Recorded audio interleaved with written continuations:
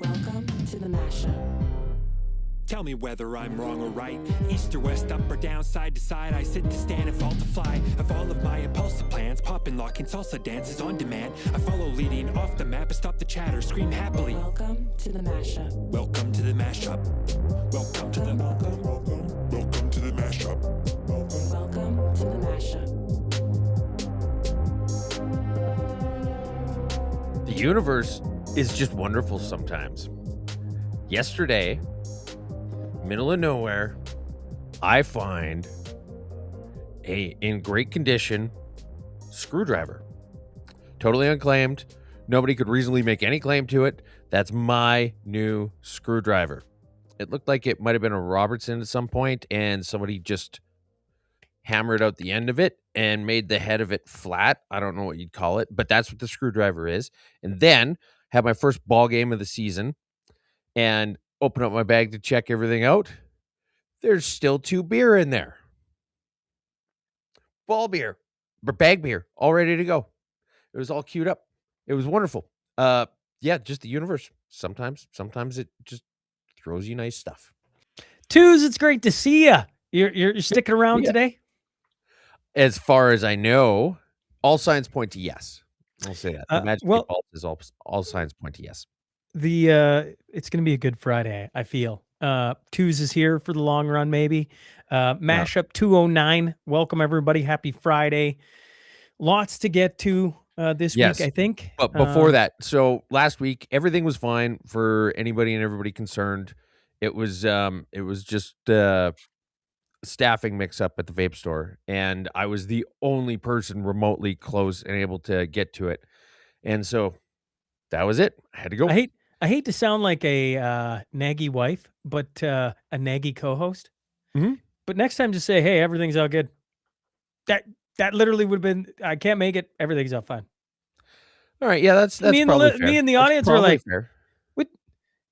Anybody? Hopefully, nobody died. Hopefully, there's nothing like really serious going on."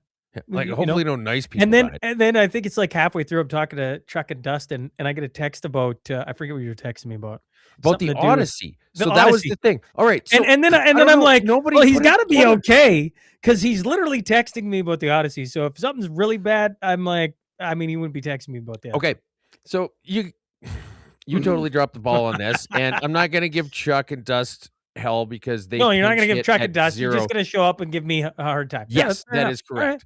All right. But it's not going to be. I left you in a fairly difficult position, so I'm going to play it fairly nice. Everybody online is upset that a transgender is playing the role of Achilles in the Odyssey. And they think it's a huge miscasting thing because, hey, 20 years ago, you had Brad Pitt playing Achilles and fighting Eric Bana, and it was this big thing. And now you've got this tiny Auschwitzian lady playing Achilles, who's now transgender. Why would you ever cast them like that? And then I specifically mentioned that in book 23 of the Odyssey, it discusses how Achilles murdered 12 children. And in this day and age, who could be more accurate in terms of portraying somebody who's willing to go around mass killing children than a transgender? And none of you put that together. That's why we're missing you, Twos. Eh? I guess. Have we confirmed that she's playing Achilles, or is it just like speculation stuff? So it's speculation. Pretty darn likely. So in the Odyssey, Achilles, it's not the whole thing with where he intersects in the Odyssey is where Odysseus meets him in the afterlife. And so being a shriveled remnant of what he used to be might also be more accurate. But then there's also a couple people saying, well, maybe Ellen Page was instead playing another character. So people are pretty sure it's Achilles, but it's not confirmed yet. Interesting. Okay. Well, happy Friday, everyone. Happy Airborne Friday. Yes, Friday? Happy Airborne Friday. Shout out to all the military boys out there. Mm-hmm. And I don't know, 209. It feels like it's going to be an interesting week. If you're enjoying the show, make sure to like, subscribe, and if you're on X, hit the retweet button, share it with a friend, and thanks for joining us. Share it on around the Friday. water cooler. Yeah. I was talking with a guy who's his wife tunes in every week, oddly enough. And I was like, you're like, I don't know his wife. But apparently she knows us. Okay. And so Rena, hi, thanks for tuning in. Thanks for tuning in. Yeah. I chuckle about it. There's a lot of wives or women who tune in to have a laugh at some of the rants Twos goes on. So there you go. I think There's it's a probably lot of- more because I'm beautiful, but whatever. Yeah, I don't know, folks. Is that true? Yeah, well, I Oh, guess. yeah, because you're just sitting here forehead mogging me.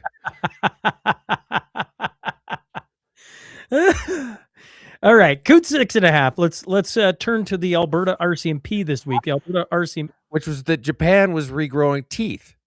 what? In the happy news, Japan they've got this new experimental drug that'll make your teeth grow back. And I specifically put that in for you because I figured you would find that to be incredibly happy news. Lisa chimed in saying, "I'm one of them here for the shenanigans." Well, Somebody said I hope shenanigans again. They're gonna get pissed to watch. Hey, hey, Farva, what's that restaurant you like with all the goofy shit on the shenanigans? wall? Shenanigans? Anyways. All right. Alberta RCMP, here we go. Coot 6.5. Officer accused of sexual assault pleads guilty to common assault on teen boys. An Alberta RCMP officer who was charged with sexually assaulting 2 teenage boys has pleaded guilty to 1 count of common assault. As part of the plea deal on Tuesday, Constable Bridget Morla admitted to inappropriately touching 2 teenagers in Airdrie hotel room back in 2022. Kristen Moore told the judge the plan is for Crown and Fence to present a joint position on sentencing for discharge of some sort. That means Morla has been found guilty, but will she not was have already looking for a discharge, but continue. a criminal conviction. If found guilty, no, not if found guilty. Let me finish this, Twos, and stop interrupting me. Kristen Moore told the judge the plan is for the Crown and Defense to present a joint position on sentencing for discharge of some sort. That means Morla has been found guilty, but will not have a criminal conviction on her record. It is unclear whether the parties will seek an absolute or conditional discharge. An absolute discharge means Morla would walk away with no consequences. A conditional discharge would involve some sort of court-ordered conditions for a set period of time. She admitted to touching the shoulders and thighs of a 16-year-old. She also admitted to accidentally touching his groin area. Upon learning another teen in the hotel room was 17 years old, Morla commented that he was legal and then tickled his upper body and placed her fingers inside his waistband. Accidentally touched his groin area. Kevin chimed in. Carmen thinks 2 should be Mr. November in the mashup calendar. I mean, can you imagine a mashup calendar? That could be fun. Full of gingers, I feel like. Ain't Twos? I mean, presumably the whole idea is to try and sell calendars. Like, you know what actually would be good? Is a calendar where every time you flip it to a new month, there's a ginger on the back side of it that you cannot see. Man, you would not believe how crazy the picture you can't see of the July person is. Would people buy a mashup calendar? I feel like we'd sell like 3. Probably. You know? Probably. It'd be funny. Watch, it ends up being some stupid viral thing. We all get yachts. Oh man. Okay, let's talk about last night's oh man, and Carmen. Weird. Right here. Carmen, ginger inclusion all for it. Yes. Okay. Yeah, we'll have gingers on the back of the calendar. For anyone wanting to know, Carmen is the lady who got Twos the ginger shirt, which he promptly lost, and which she said, I'll punch him in the balls the next time I see him. We're all waiting. Okay? We're all waiting. She's not wrong for being upset. Yeah. I still feel genuinely bad about it. Okay, so Daniel Smith had the news conference, or not conference, a press release. I don't know. What are we calling last night? Let's rewind just a moment here All right. in the timeline. There's been Okay. quite a few updates as we go through this thing as it laid out. So the first thing that happened was, not unlike what that constable was looking for, there was a premature release, and the UCP accidentally put out a press statement about the decision that hadn't been released yet. And so it's interesting. Alberta Referendum Committee meeting implodes when UCP prematurely releases statement. Now, it's all about how mad the opposition is, which in Alberta is the NDP. Who's the head of the NDP in Alberta? Naheed Nenshi? Naheed Nenshi. Does that look in any way, shape, or form like Naheed Nenshi? No. That's Raki Patchouli. Okay. Let's scroll down. Let's see what else is there. Oh, there she is again. Oh, there she is again. There's Thomas Lukazik. And then there's one picture of a whole bunch of Albertans with Alberta flags. So it's interesting that you're talking about the NDP and you have 3 different pictures of the same lady who is not the current leader. Now, I would say this lends itself to one of 2 conclusions. Which Either is? 1, she's getting set up to take over the party before the next election, or 2, everybody's we were the first to write off Naheed Nenshi as being irrelevant, stupid, and a colossal waste of time, which is why we were all so glad that he got nominated as leader. Okay. And maybe, so the other possibility is just that maybe even on a subconscious level, the media is starting to pick up on that too. And it's funny because Naheed Nenshi has been pounding one drum very fervently lately. Just the one. He's just got the one move. He's doing the dice too much. And it's the UCP are a bunch of separatists. Okay? I got one move. So here's the thing. His move is the UCP are a bunch of separatists. And while he's doing his one move, the NDP is slowly starting to get to a point where they're absolutely fucking tanking in the polls. So again, 2 conclusions to draw. 1, either he fucking sucks, and or separatism is a lot more palatable a policy stance in Alberta than him or anybody in the mainstream media is willing to acknowledge. Because if you're painting them as a bunch of evil separatists and their support keeps going up, either you suck at messaging or people are like, wait, they are a bunch of separatists? Okay. All right. Those are the only 2 ways to go with this. Now, there could be overlap, but that's it. And so you keep seeing these interesting nuggets that would probably tell you that separatism is a lot more popular than anybody in front of a taxpayer subsidized microphone is willing to admit. Yeah, well, I think that's obvious. And I think the attacks are It's obvious intuitively, but these are the logical conclusions that you can draw from the nuggets out there that also lend themselves to that conclusion, if that makes sense. I think it does. I mean, it's one thing for us to say, oh, yeah, well, obviously separatism's awesome and everybody should love it. And if you don't, you need to read more about it. But that's not really the kind of selling it that pointing out things like that does, I think. Let's talk about last night's public address. The question, me and Tuz were arguing about this before we got going, okay? Mhm. Daniel Smith says the question that's going to be added to the referendum is as follows. Actually, you could probably pull it up on the screen if you want. No, I don't. I don't know if I've got it handy. I don't. Oh, here, I'll pull it up. Go nuts. No, I'll pull it up here. I should be able to. Maybe. Okay, well, why don't you just read it off? And just breathe a little bit. We got time. There it is. Okay. Should Alberta remain a province of Canada, or should the government of Alberta commence the legal process required under the Canadian Constitution to hold a binding provincial referendum on whether or not Alberta should separate from Canada? Now, I sit and read that question over and over and over again, and I'm like, if you answer yes to the first part, it conflicts with the second part. And if you answer no to the first part, it conflicts with the second part.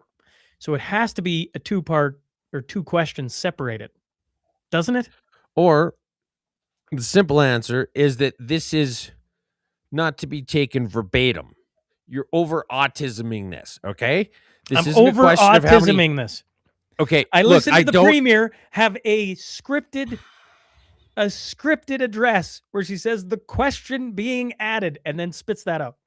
Sean, when I need to know how many toothpicks somebody spilt on the floor and I have 1.3 seconds to figure it out, I'll ask you. In the meantime, the simple answer here is that this is what the question is going to be discussing, and the exact wording of it is going to come out at a future date. Is that what everybody else got? Did she say we're gonna Well, you can't we're gonna give you the possibly have that as a question on a referendum. Like, it's basically the longest ballot committee referendum question all on its own. It's going to be like a 5-page question with yes, no, or I have no idea what the fuck you just asked me. Okay. Maybe okay, fine. I can be wrong. I'm fine with being wrong. I just I listened to it and like that doesn't. It's got to be a two-part question, or it's got to be a better question. If that's the question being added to the referendum, It's the you can't. concept being added to the referendum. It's not the question. Okay. Now, can we talk about what's a good way to put it? The irreverency of having Reverency? a referendum on the concept of having a referendum as the result of a committee that was delegated by a previous referendum. Or pardon me, a petition. A petition led to a committee, which is now leading to a referendum on whether or not we're going to have a second referendum. This is vogue bullshit. Did you listen to her address? I saw some clips of it. So you didn't listen to it. No, I did. I did see some clips, but I didn't watch the whole thing. It's Okay, like so the I Bible. watched the whole. Nobody's ever read the whole thing. So I watched the whole thing, and what I understood was because of the court ruling, Mhm. they're not allowed to.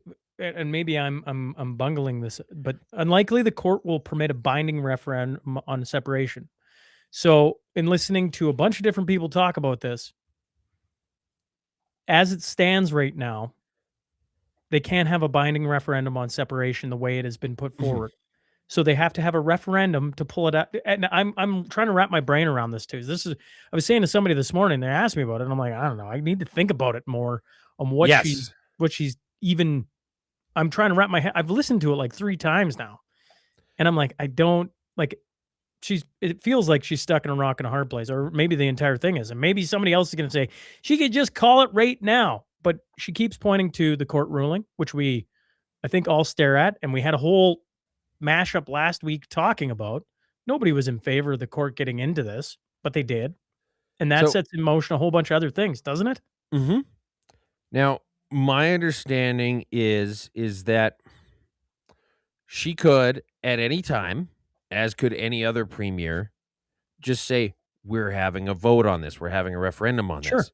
And I'm wondering how much of it is her getting stuck because she's been progressively playing the middle of the road. She's not taking a stance on this any way or the other, which I can appreciate. But, when she says, okay, well, we're going to have a referendum on October 19th, and we're going to ask a whole bunch of questions. And maybe it's possible that it got missed that the Clarity Act requires a referendum for one specific question, and that being on secession. It can't be lumped in with anything about time changes or school composition or what the fuck ever else. And so now she added a whole bunch of superfluous referendum questions, like just really low-hanging fruit for October 19th. And the question is why. And I thought it was because at the time I thought, okay, well, this is going to be a nice way to shoehorn in a referendum. We're having a referendum regardless because we got to have it on all this other stuff. Sure. And then now it's okay. Well, the Clarity Act requires it to be a referendum on one question. And now we're already obligated to do all these other stupid questions.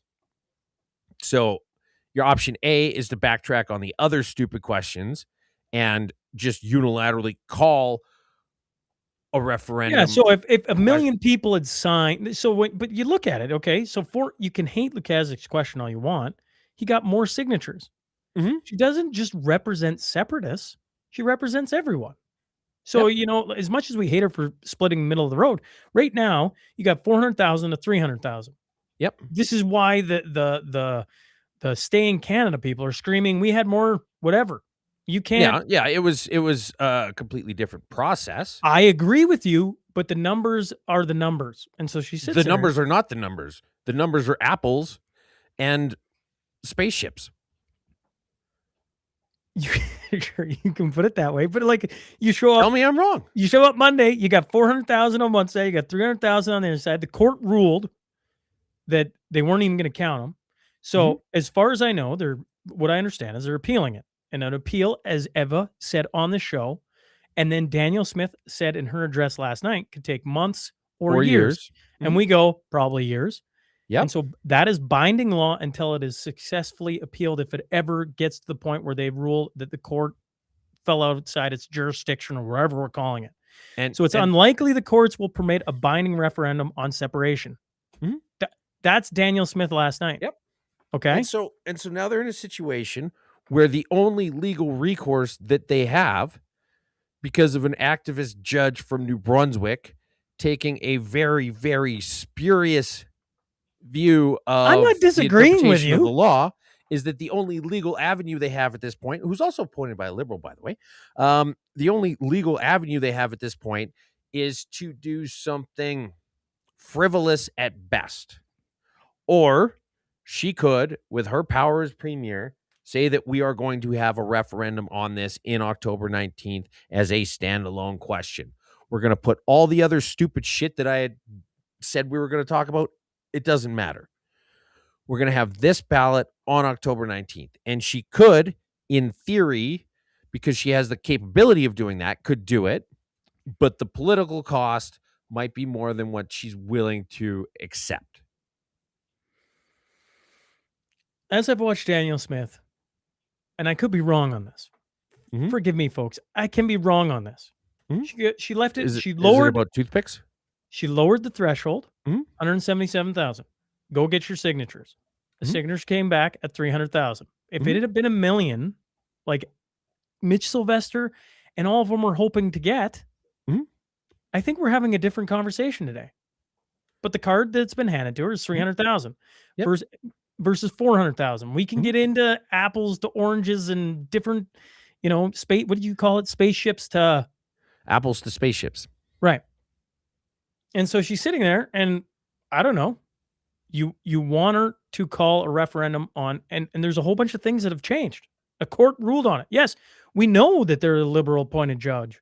We've been watching the courts do all this crazy stuff for how long now, Twos? Ruling on something brought forward by a guy who accepted $50,000 from the Tides Foundation. We've been doing this for 209 episodes. I mean, I'm not surprised by it. I just look at her. Did anybody expect Daniel Smith to come out? Wouldn't it have been a shocker if she would have came out and said, we are getting rid of all 9 questions. We're going to have 1 question, and we're going to see what Albertans want? I think that would have surprised all of us. Oh, holy crap. And then I'm pretty sure that her base would have been incredibly happy. Her opponents would have lost their freaking minds. The mainstream media would have lost their freaking minds. Mainstream media is still losing their minds. Yeah. And here's the thing. They'd actually have something, not valid, but they'd have something substantial to lose their minds over. And so, it's just, we've talked about it before. We're going to get any number of hurdles put in front of this. It's never going to end. The can's going to continue to be kicked. And you need to be able to just stand up in front of them and say, You all are being dicks. You need to fuck off, and this is what we're doing. Now, it's a very tricky thing to do because, your entire livelihood is you're betting your entire livelihood on this. But you know what? You're also betting the livelihoods of every future generation in this country. And so we're in a situation where, you know what? We've been saying, lots of people in Canada have been saying that Danielle Smith has the biggest balls of any premier in this country. That would be a big ball move. And it's probably not too late to just go ahead and do something like that. Because if you don't, then people are going to start looking at alternative methods. People are going to start getting a little bit crazy. People, and this isn't a threat. Are you bringing up the dozer? Oh, no, shoot. That was just up there by accident. I don't even know why there's a thing on the screen saying bulldozers for sale. But people I got are a going text to start last night from I won't name the person going somewhere. Chuck is screaming by himself. Things are about to get spicy. And I chuckled. I'm like, yeah, well, I mean, that's the thing. You know what? There's some people who are just like, hey, if this is what you want, this can be provided. And maybe it would make sense for the establishment in this country to just lay off the fucking cattle prod stuck up our ass a little bit every once in a while. I don't know. If we'd had if you go back 2-3 weeks when we were sitting around chatting and we went, do the number one question was getting asked was, do you think a referendum's actually going to be successful? Because everybody assumed now you got the signatures, referendum's going to come. Now, if you take out the court and you go, is a referendum going to be successful? The fear was from a lot of people wasn't. And then what is your action after that? What do you do after an unsuccessful referendum? Only 40% say they want to leave. 42%.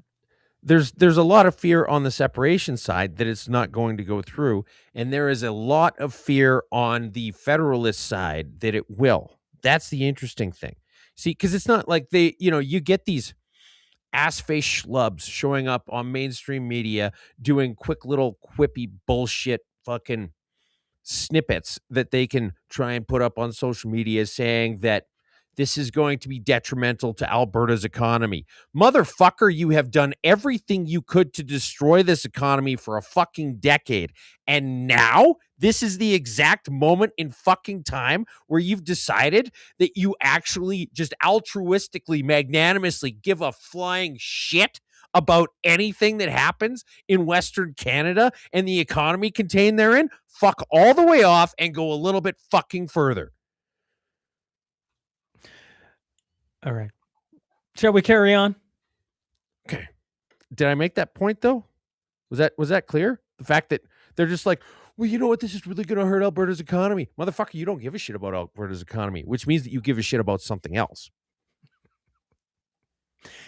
Listen, I was on Leighton Gray last night, and I hadn't listened to the entire,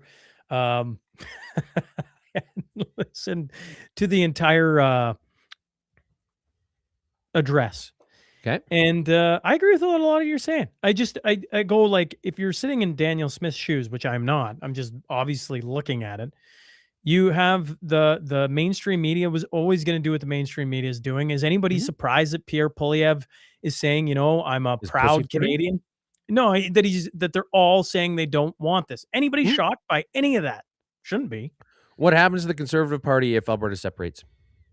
It's it has to reinvent itself. Okay. In its current iteration, what does the Conservative Party look like in a federal Canada that doesn't have Alberta in it? It is a shell of itself. A shell of itself. So, really? The guy with a vested interest in keeping Alberta in Canada wants to keep Alberta in Canada? Yeah, it's not shocking.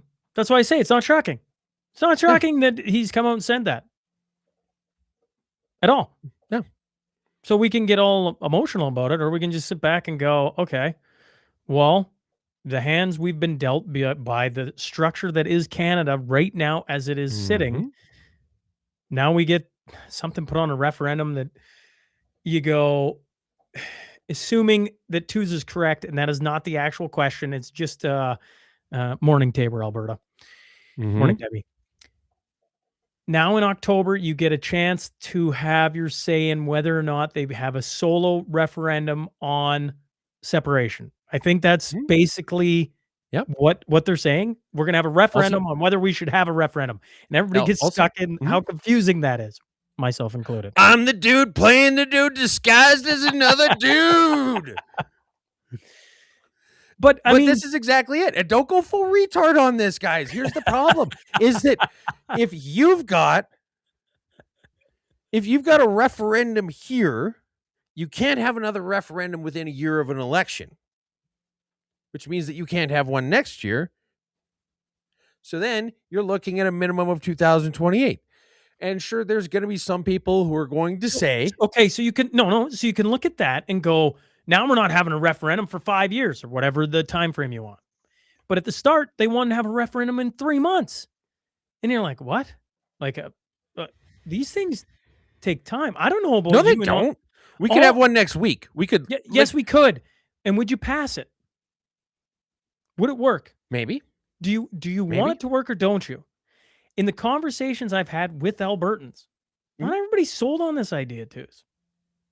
So you can look at it and go, oh, the time and everything is going to happen. It's like, well, because is you Canada add part of the shit out of Alberta? Is Canada going to give us more reasons under Carney to stay or to leave? Yes or no? He's going to keep giving us more reasons to leave. Right. So, but they're going to be dressed up as reasons to stay. Sure. Like, let's jump ahead. We're going to talk about this whole pipeline thing.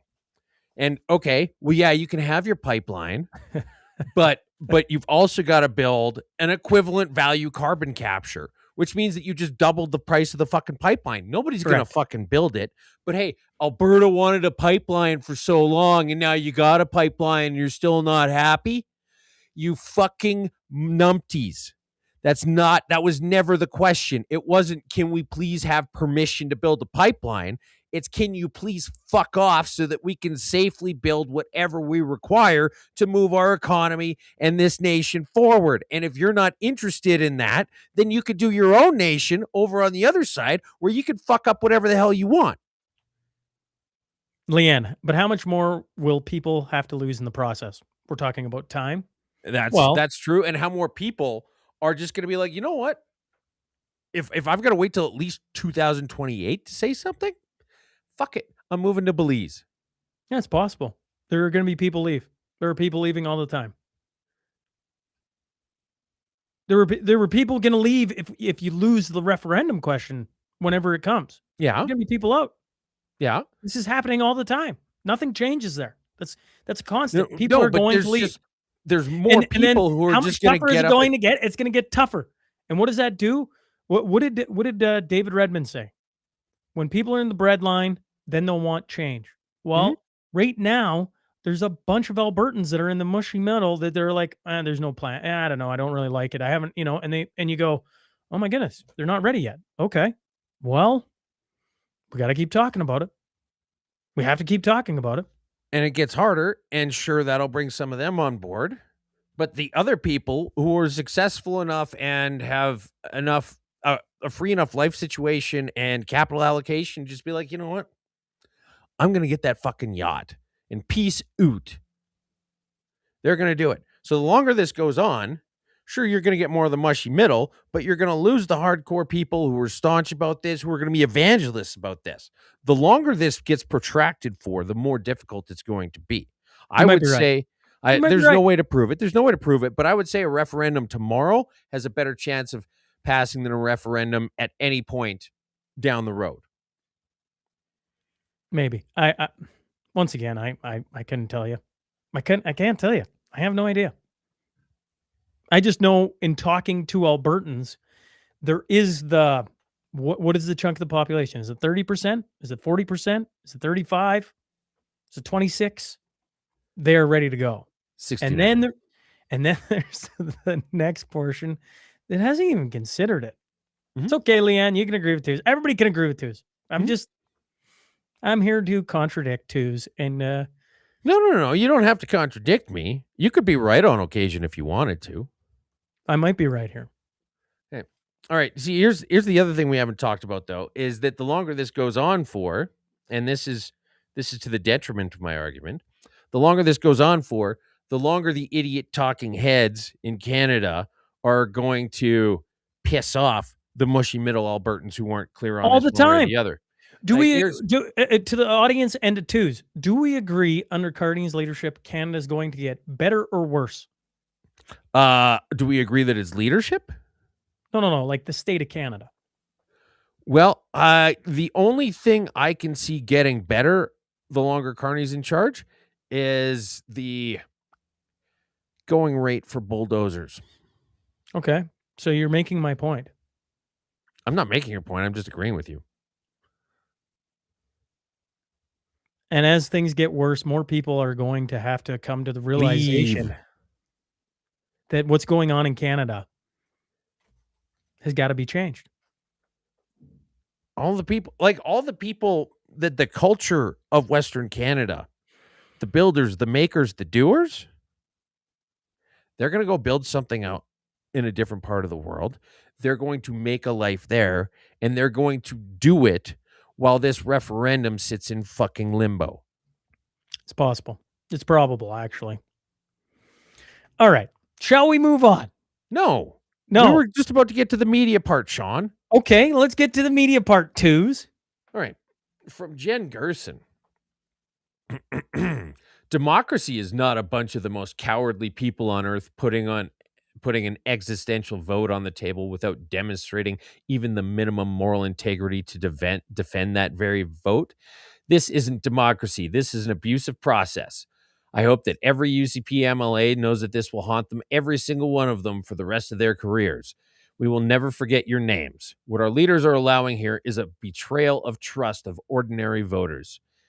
This is the consequence of more than 20 years of dysfunctional conservative politics in this game. I'm reading this part differently because it's super important. This is what we call victim blaming.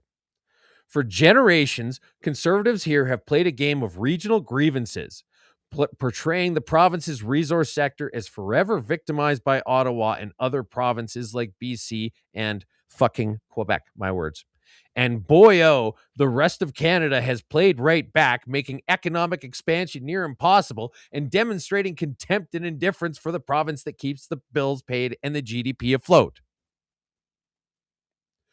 The bad people are the conservative people in Alberta who have been pointing out decades of this happening, and the out-of-touch idiots in the rest of Canada have been just proving them right the whole time.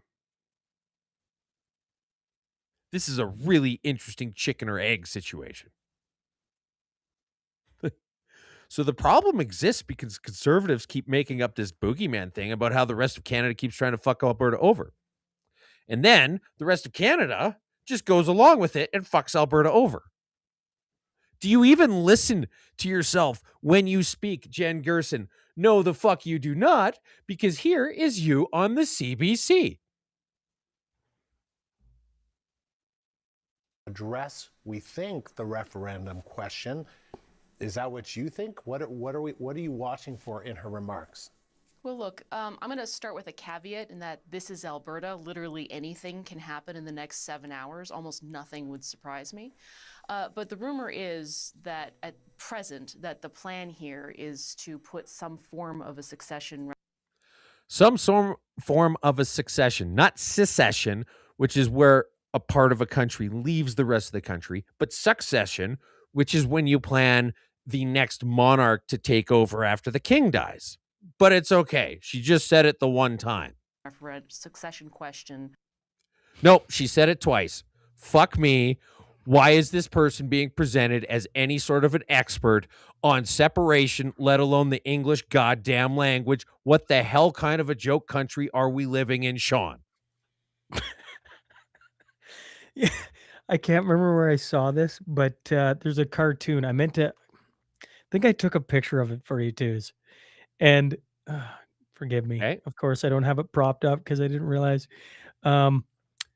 This is Dostoevsky. I can't even say his last name. Anyway, Dostoevsky.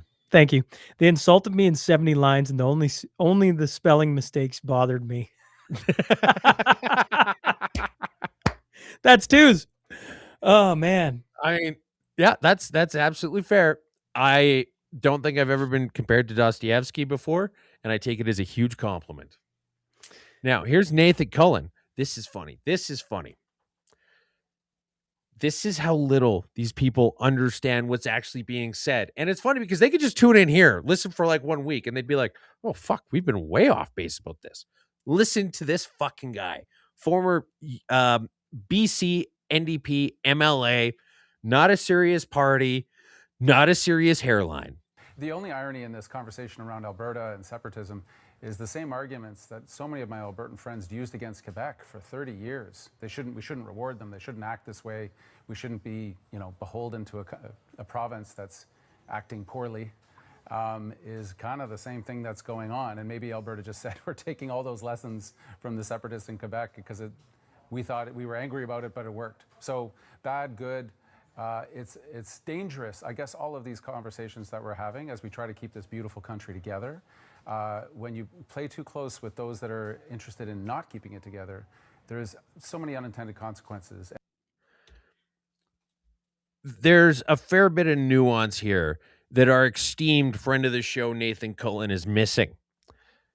Is he right about the fact that people in Alberta have been upset that fucking Quebec has been like, oh, you have to give us all the, free money, or we will say bon voyage.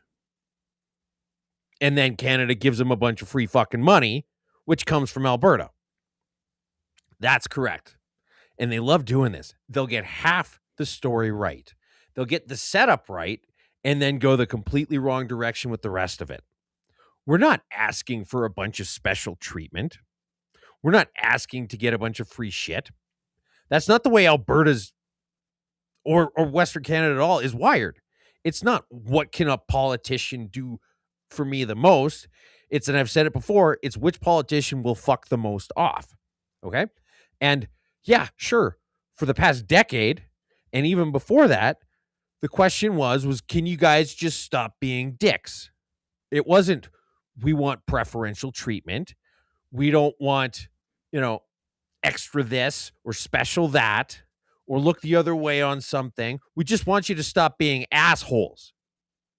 And that conversation, that question stopped being asked a couple years ago. And now it's, look, you guys are obviously not interested in not being assholes. So I'm sorry, it's not me, it's you.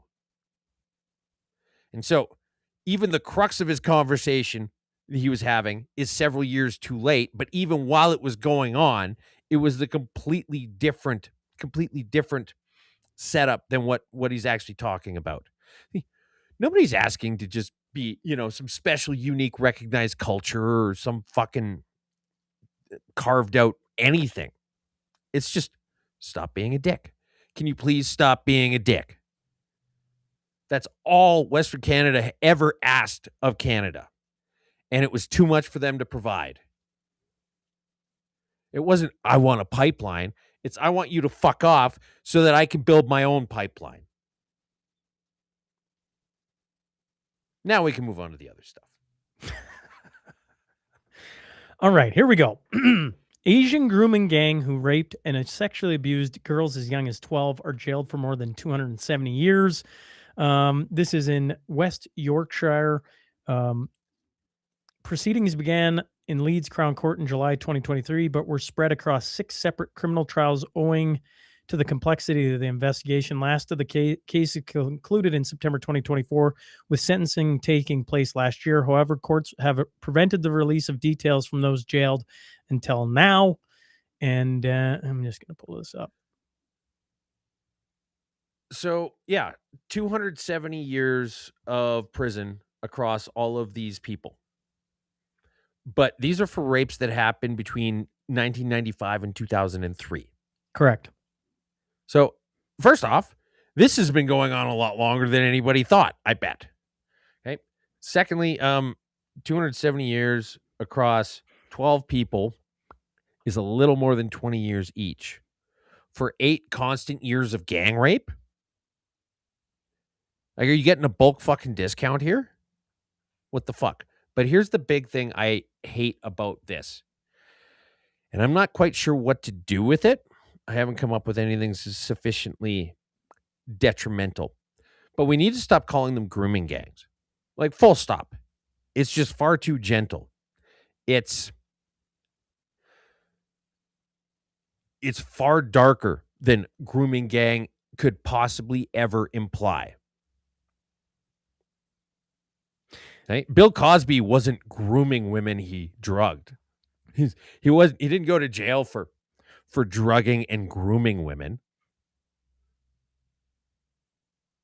We need to come up with a modern term to reflect the modernity of this situation and the severity of it. And grooming gang does not cut the fucking mustard.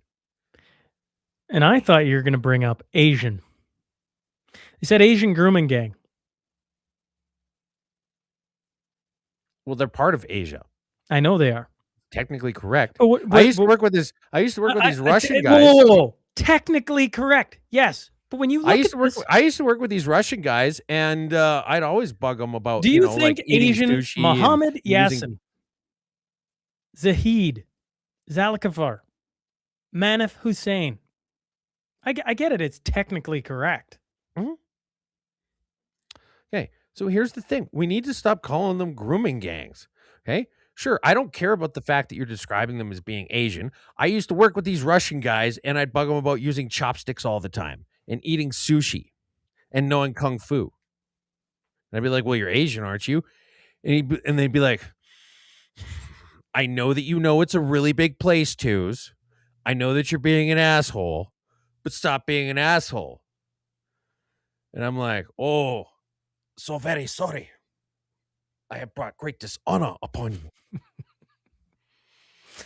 All right. Alberta Okay. First Nation councillor Get rid of grooming alleges gangs. chief sent her $421,000 invoice to prevent her from running again. Mhm. I when I was trying to filter this down, I'm like, what part do you want me to read to? The fact she was paid $421,000 or Is interesting. First is off, interesting. being paid $421,000 is interesting. But secondly, apparently she's got this long-standing thing of butting heads with the chief. And so then the chief got the department to send her a bill saying, "You owe us all of the money you've ever been paid." And it just so happens that for her to run again, one of the steps involved is clearing whether or not she owes any outstanding debts to the First Nation, which this very clearly would come up, and then she would not be able to run again. The judge threw it out, but it's really interesting how much weird stuff is happening on reservations because you just see glimpses of it. Like, they really live in a completely separate, disparate world, despite the fact that we share a country with them, share a province with them anyway. And you get these little glimpses here and there, and you're like, okay, so first off, that's a really weird lawsuit. I couldn't imagine that in a regular municipality. Secondly, I'm sorry, did it say $421,000 fucking dollars?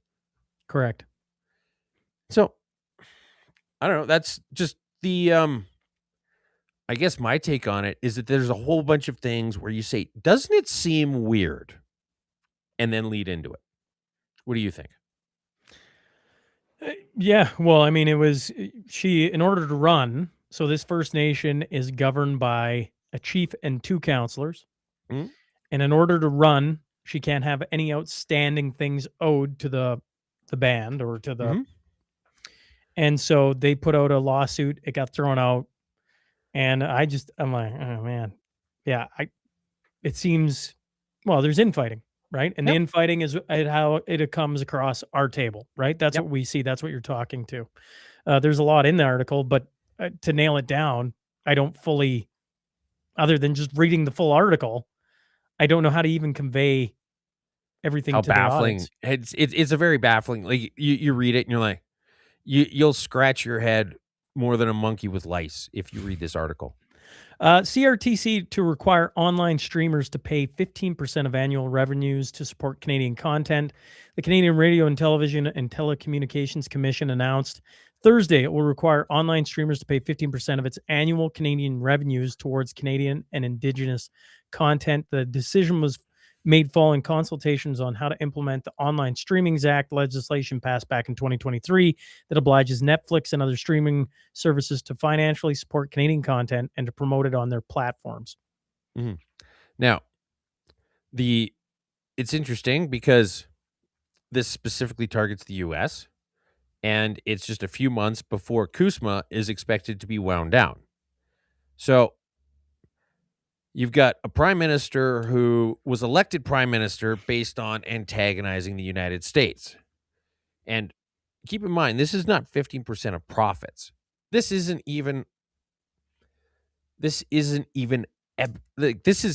gross. This is 15% gross.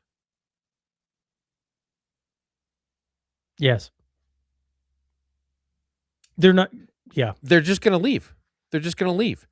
And that's going to leave us with the only two remaining Canadian streaming services. CBC Gem subscriptions are going to go through the roof, too. CBC Gem and Pornhub.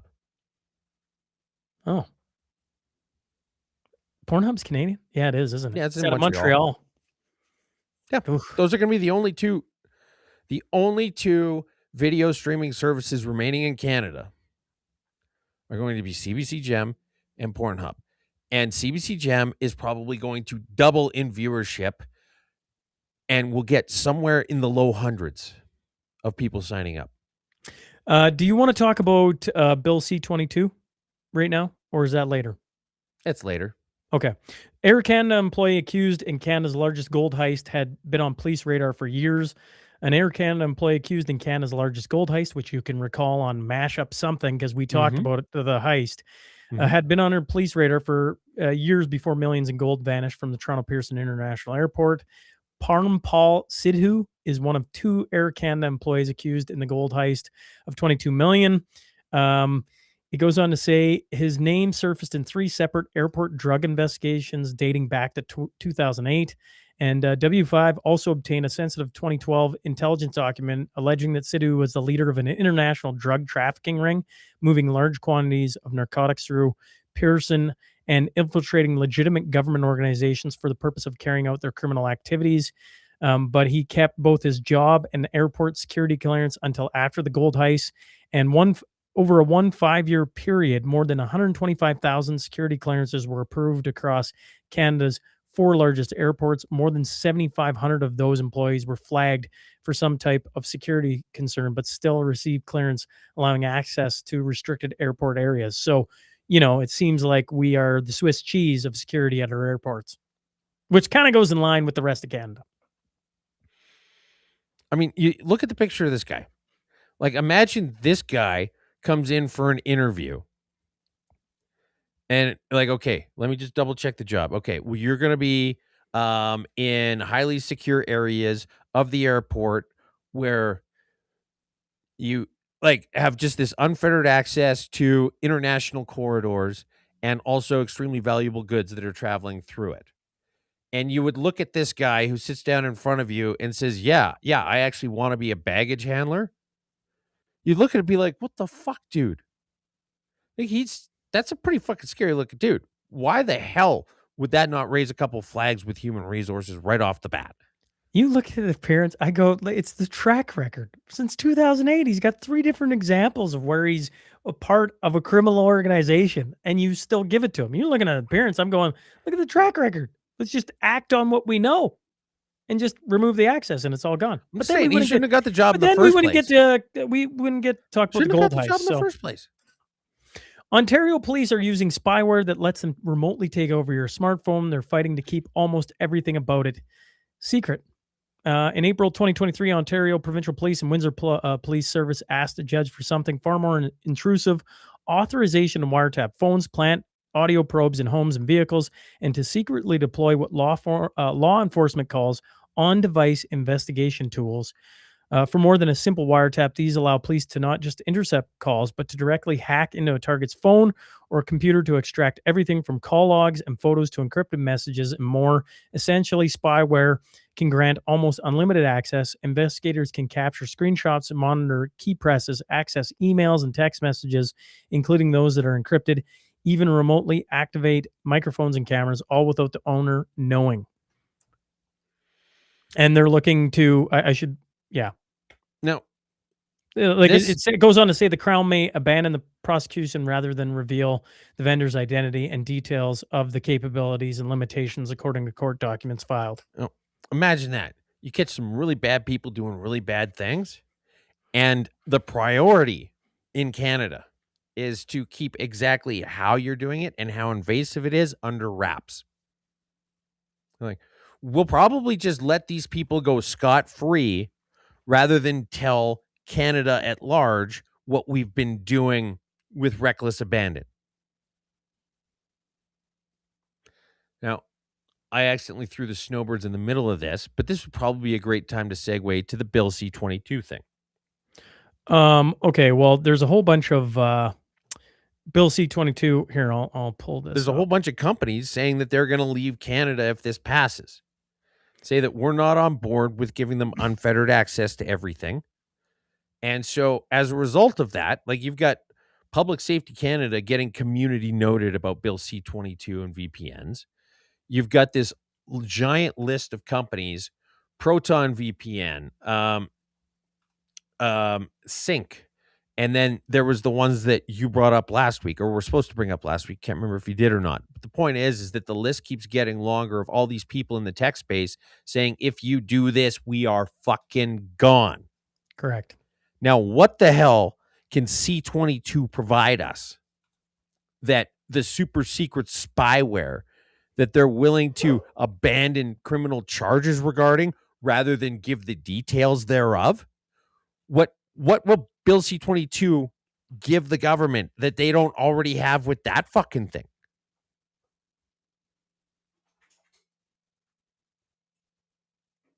It's a fair question, I would say. It's the logical question. Sean? Are you asking me for an answer? Well, I mean, I wasn't just screaming into the void. Broad supervision of the entire populace.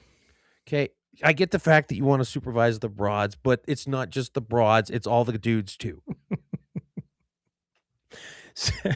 Snowbirds grounded by incompetence, grounding the legendary Snowbirds until some vague date in the next decade is yet another example of Canada's can't-do government. So they made a official warrant. McGuinty announced the Snowbirds Tudor jets will be replaced by the CT-157 Siskin 2 turboprops, but gave no completion date other than they're expected to be operational in the early 2030s. Yeah. And it's funny because David McGuinty had said on the 9th of May. So this got announced, less than 2 weeks later. But on the 9th of May, Polyev had tweeted, "Save our Snowbirds," and talking about how the Snowbirds were about to just be abandoned. And McGuinty says this is false. The Canadians can rest assured that they will be able to enjoy the iconic Snowbird formation for generations to come. I'll be in Moose Jaw on May 19th to say more. And in Moose Jaw on May 19th, he said, they're fucking grounded. We're not doing anything else with them. Sorry, folks. Wait until 2030s. Wait until the 2030s. So, apparently it was exactly right.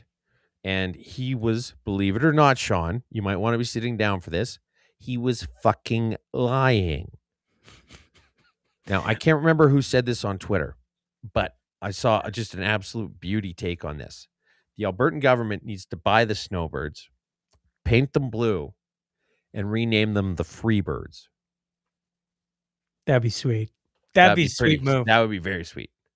Okay, if you haven't been paying attention to the CBC and the dumpster fire it is becoming, more so than what it was before, there's a whole bunch of stories came out. Obviously, Lindsay Shepherd was kind of maybe not the start of it. Well, certainly was the start of it, but it blew up because of Francis Widowson's video. It since then, it just takes on more and more as more of the story comes up. Greasier and darker. So the RCMP members intentionally misled in CBC Entertainment, APTN production, MPF demands cancellation and taxpayer accountability. The National Police Federation, representing approximately 20,000 RCMP members across Canada, has written to the Minister of Canadian Identity and Culture, Mark Miller, to call for immediate action and express outrage and shock that active and retired RCMP members were intentionally misled into participating in interviews under false pretenses for a taxpayer-funded production involving CBC Entertainment and APTN. RCMP members were invited under the false pretense that they would be taking part in a program recognizing and honoring their service. Instead, they were drawn into a production built on fabricated identities and a hoax that condemned the RCMP and, by extension, its members while disparaging their services to Canadians. In short, the participants were deceived, insulted, and publicly shamed at the expense of the Canadian taxpayers. I can go on, but essentially, if you've seen the Francis... Well, you read the whole article, basically. I'm not sure if you could. Okay, well, fair enough. I was going to go on about Clinton Jaws, regardless. The RCMP was part of it. Lindsay Shepherd, Francis Widdowson. Last week, I believe we brought up the 82-year-old from Ontario. Which, by the way, that was another thing you missed in the article. So this guy goes around being a Sir John A. This is just a regular dude who goes around doing Sir John A. Macdonald impersonations. And then when he was talking about the fact that they brought in their own Sir John A. Macdonald impersonator, he was just shit-talking the guy in the article. He's like, he wasn't even dressed up right. He did a poor job of it. All his mannerisms were wrong. And it was hilarious. And I feel like I'm taking crazy pills when I'm the only person who ever notices. You know what? These This things. is why you can't miss a week, Twos. You see something, and that's what we're... How the heck was I supposed to get into Twos' head? Why didn't you send me a text about that? Eh?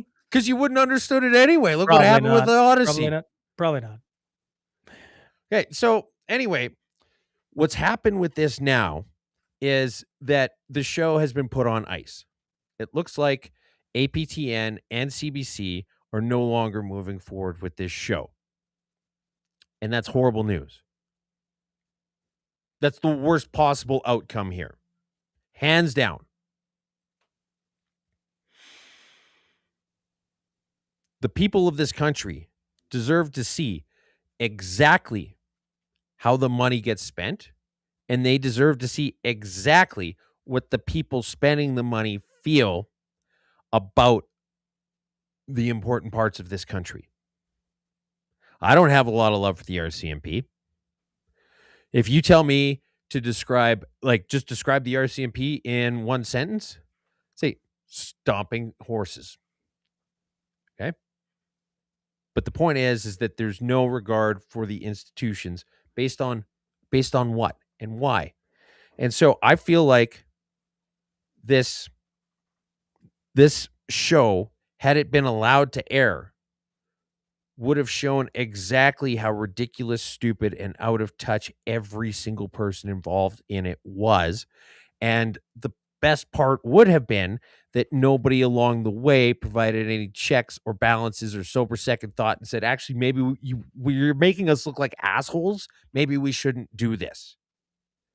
And all of this furor that's erupted, which is completely justified, has now taken our ability as people who paid for it to see what exactly we spent our fucking money on. And that's a shame. For podcast goers, Monday, Francis Widdowson's on the podcast, and she talks all about it. So good. If you're wanting to hear more about it, Francis's Monday's episode. Okay. Henry Novak. If you hadn't heard this name, he's the 18-year-old who died in December from stab wounds. A Sikh man named Vikram Digwa is currently on trial for Nowak's murder. Sorry, say that again?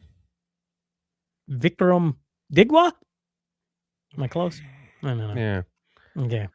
You're not going to get better if I don't make you practice. It's true. Practice makes perfect. Mm-hmm. Police responding on the scene handcuffed Nowak while his alleged attacker had claimed that he had been mistreated by Nowak because of his race, according to BBC reports on the trial.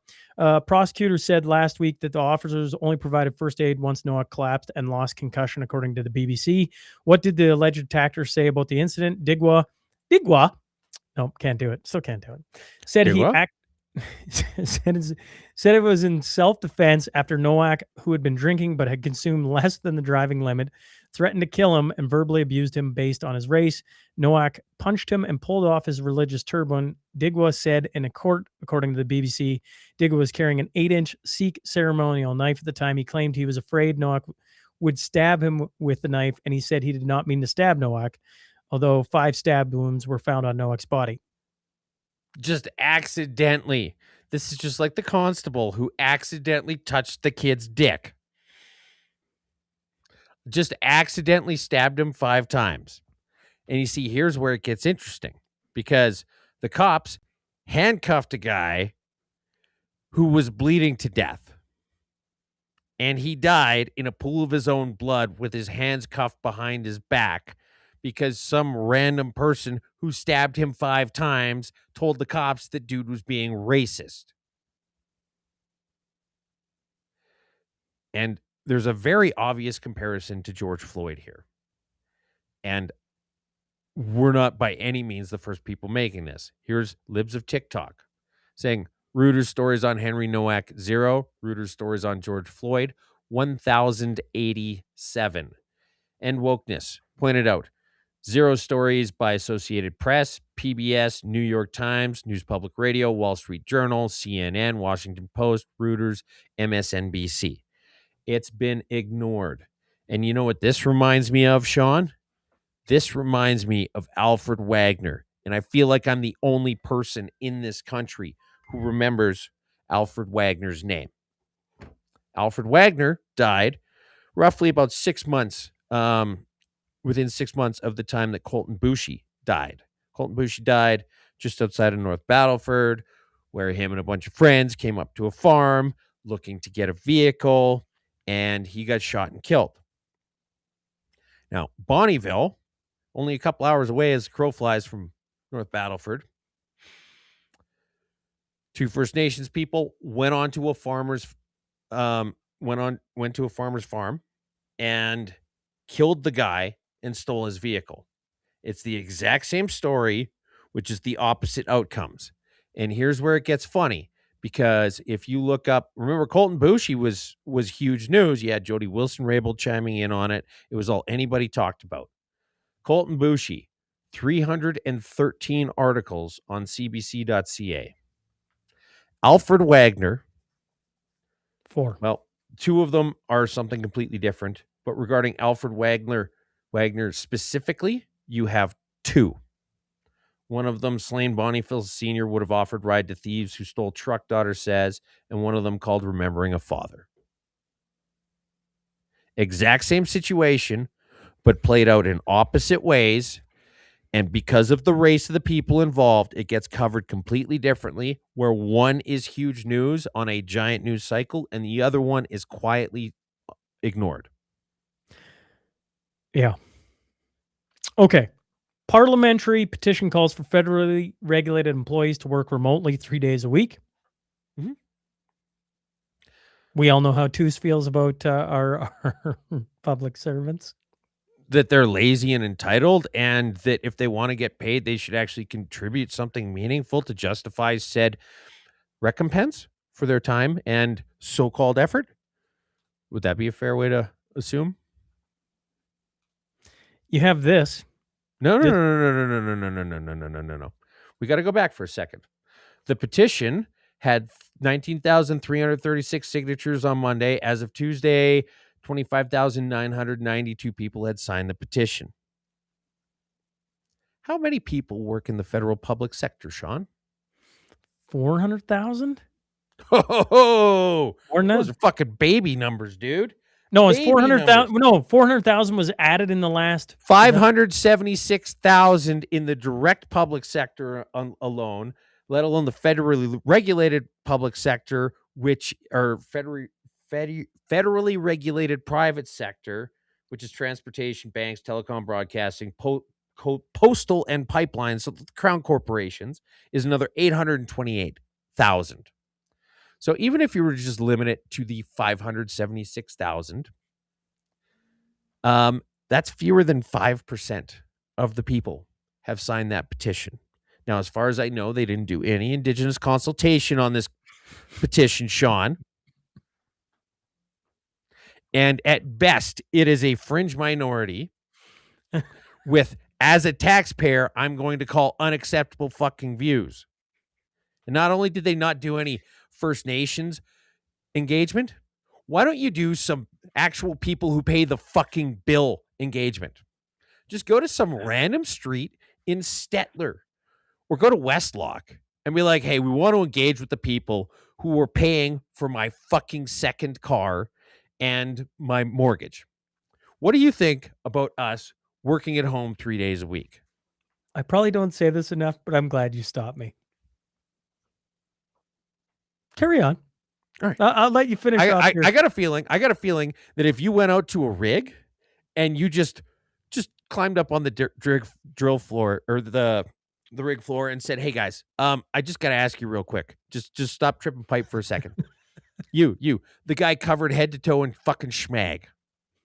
How do you feel about me getting paid more than you to work at home 3 days a week and have absolutely nothing in terms of required output?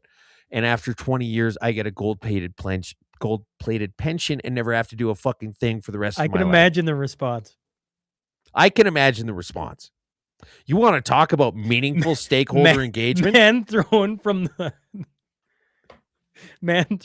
50 feet up. That would be it.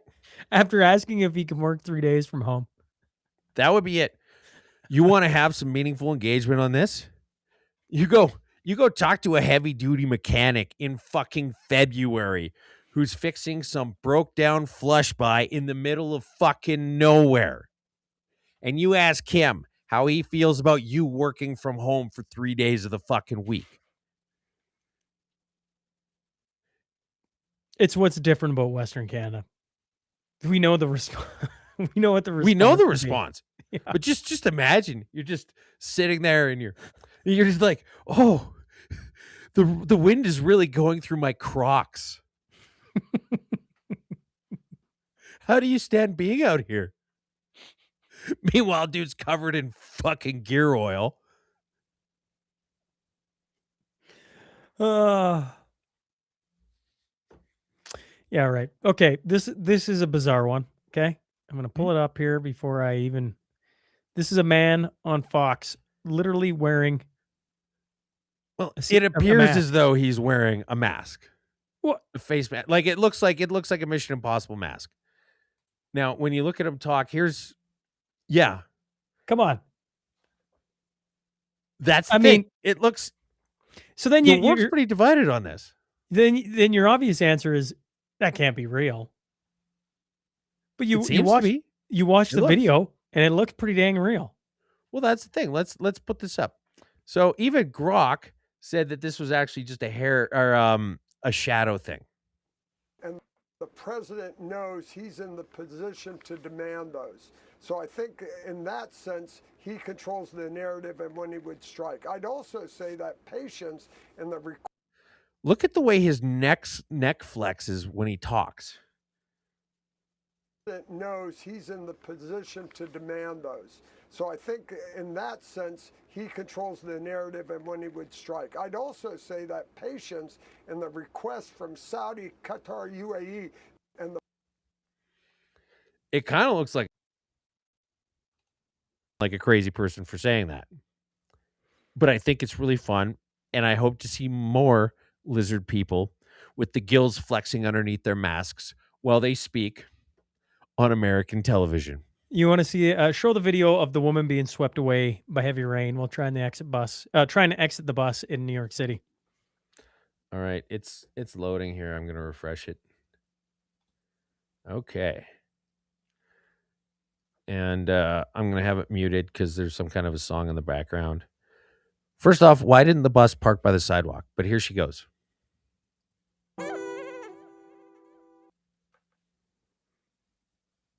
And she gone. She gone. That's it. That's all she wrote. Why couldn't that bus park right by the sidewalk? People could step off the sidewalk. You know, when people are getting off your boat, how many miles away from the dock do you stop?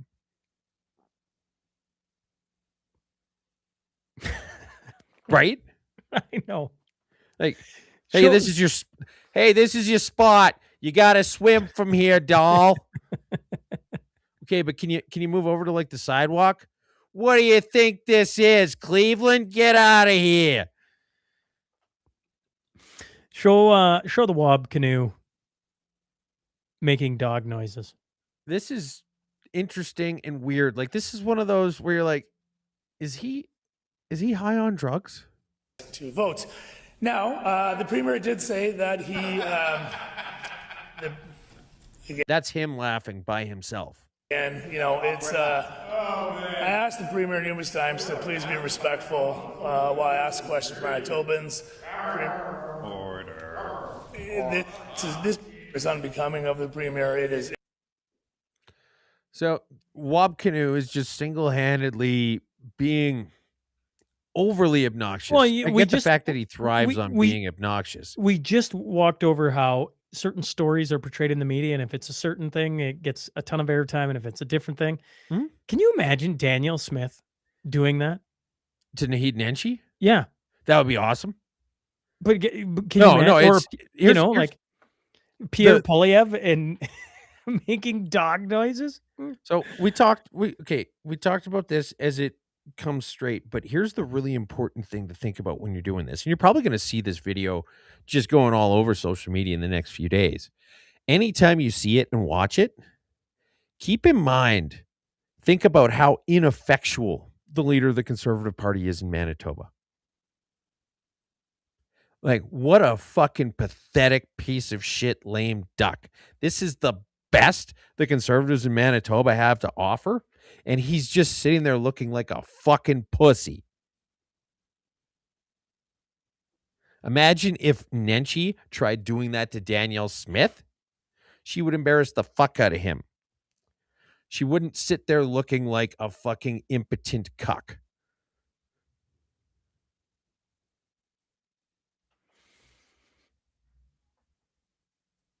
That's what get the fact out of that. I get the fact that the NDP aren't a serious party, and that is super weird and just almost kind of baffling. Like, sorry, is this even a real thing? But the big takeaway here is that any half decent human, if I sat there and started doing that to you in the middle of this episode, you would probably do something to make fun of me or call me a jackass. Rewind the clock to Pierre Polyev and Singh being all over him in that leadership debate we covered. He didn't do anything. Yep. Right? And what do we all want? Just put him in his place already. Yep. So that's what you're pointing to. Fair enough. Okay. Yep. Pork sausages served to Muslim passengers on deportation flight. Well, that's just craziness. They deported a bunch of people from Ireland.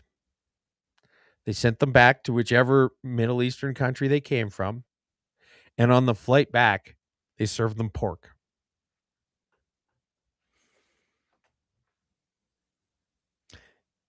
Minneapolis Sean? Toots? Are you worried that your bacon's gonna get fried if you say anything? Really? This seems like the kind of thing you'd want to sink your pork chops into. Minneapolis daycare owner charged with fraud tried to flee country after days after closing center. Prosecutors allege. I don't know. Like, I mean, she's accused of stealing taxpayer money that was meant to help families feed their children. Between January and July 2021, her daycare center received more than $850,000 in federal child nutrition program. It goes on to say in 2020 and 2021, Mohammed submitted receipts claiming to have served 2 meals a day to 1,000 different children 7 days a week. The court documents say from 2022 to 2025, submitted roughly 13,000 claims for $4.6 million in reimbursements.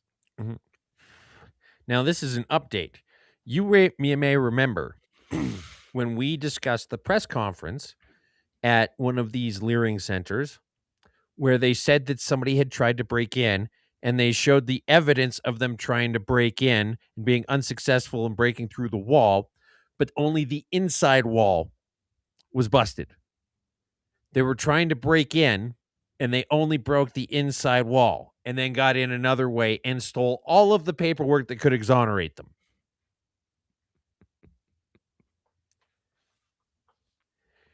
And we didn't buy it for a second because they were clearly lying.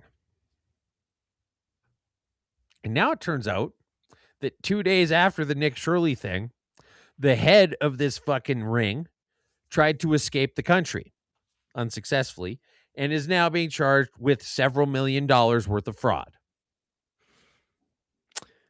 Canadian citizen charged with illegal voting in multiple U.S. elections. Well, the U.S. Attorney's Office says a Canadian citizen who had been living in the United States for decades has been charged with voting illegally. The 40-year-old accused faces one account of unlawful voting by an alien and one count of casting a ballot known to be fraudulent. Prosecutors said in a news release the man became a permanent resident in February 1987 and had been living in a town of Saugus? North of Boston. The alleged in what state? Massachusetts. Okay.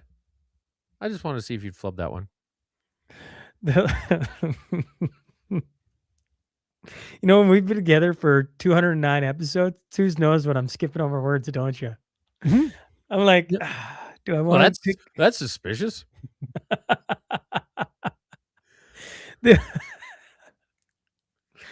Can't pull one by twos. Okay. No. They allege the man declared on an official registration forms that he was a U.S. citizen and that he voted in multiple federal elections. If convicted, the accused faced between 1 and 5 years in prison and fines ranging from $100,000 to $250,000. Now, this is really interesting. The CTV article omits this, but one of the elections that he voted in was in the year 2020. Now, for those of you who maybe don't have giant, long-spanning memories that go back that long, the 2020 election, we were told, was completely legitimate, 100% correct. It wasn't that there was no possibility. There was no voter fraud or chicanery or illegalities or any concerns. And if anybody thinks even an instance or a semblance of an instance of something like that is possible, they're an election denier. It was completely legit, 100%, and every single ballot cast in that election was correct. CTV is an election denier. I can't believe the way they would cast doubt on the validity of Joe Biden being the most voted for president in the history of the country. And the fact that they did it so ominously tells me that they're far-right propagandists and extremists. They probably have pipe bombs and bulldozers. Okay, here's Ebby, renamed Site C Dam after ex-Premier John Horgan. And the picture I'm showing, Horgan opposed the project, including being photographed in 2012 with the sign reading Site C sucks. So for those of you who don't know, John Horgan is dead. Anyway, John Horgan used to be the premier of BC under the NDP, and now David Eby is. And one of the things John Horgan didn't like about what was going on in BC was the Site C Dam. And so he was talked about multiple times as being against it. And here he is in a wonderful picture, standing with a few of his friends, holding up a sign that says Site C sucks. And then David Eby named the dam after John Horgan. It would be fucking poetic if any other party had done that. Like, imagine that if in some parallel universe that a pipeline actually does get built in Canada in the next decade. And they call it the Ebby? No, we call it the Catherine McKenna-Stephen Guilbeault pipeline. That's what he just did, except it was to his own guy. The NDP premier did this to the previous NDP premier. What's the pipeline called? Stephen Gay Balls. It transferred. The gay balls pipeline. You guys transport a bunch of gay balls? Actually, that's what we're going to call it. Yeah. Okay. Here is Mark Carney took credit for himself of a waste. Oh, sorry. The Mataween mine project was authorized by Quebec in 2021, but yesterday Mark Carney took credit for himself. This has been saying something- it's part of the fast track major projects yes, thing. we've been covering multiple different projects that he's claiming to have fast tracked. Yet history would tell us he invented the wheel. He added the Bering Land Bridge that allowed the First Nations to come over. He's done so many amazing things that totally did not happen before the Fast Projects initiative bullshit thing. And this is actually an article by the Canadian Press. It's not in here this week, but one of the interesting things that came up this week is that National Post is distancing itself. Well, Post Media, I guess. Post Media has ended its affiliation with the Canadian Press over longstanding issues of journalistic integrity. And so anybody from Post Media, if you're listening today, well done. Well done, full stop. But yes, Mark Carney announced in May, and the Canadian Press mindlessly parroted the fact that this approval has gone forward. And here, now for those of you who don't speak 50% cane sugar, it says, Feu vert en une immense mine de graphite dans l'Anaudière, which means that they're putting a graphite mine in a laundry, and it's going to be green. Okay. Now, the date on this is Jeudi 11 Février, which means early of 2021. And also it says that it's a premiere installation minières au monde, être 100% électrique. It's going to be a premium mine in the world and 100% electric. Can I just say, and I know I remind you of this often, you're at your absolute best when you come up with creative ways to describe things. For those of you who don't speak 50% cane sugar, that's great. That's great. Tell me I'm wrong. Yeah, you're not. That's just creative. Tuesday's at his best when he's doing that. Polymarket. 2 episodes of The Boys received the lowest IMDb scores in show's history. You could probably pull up the chart if you want to. I mean, I could.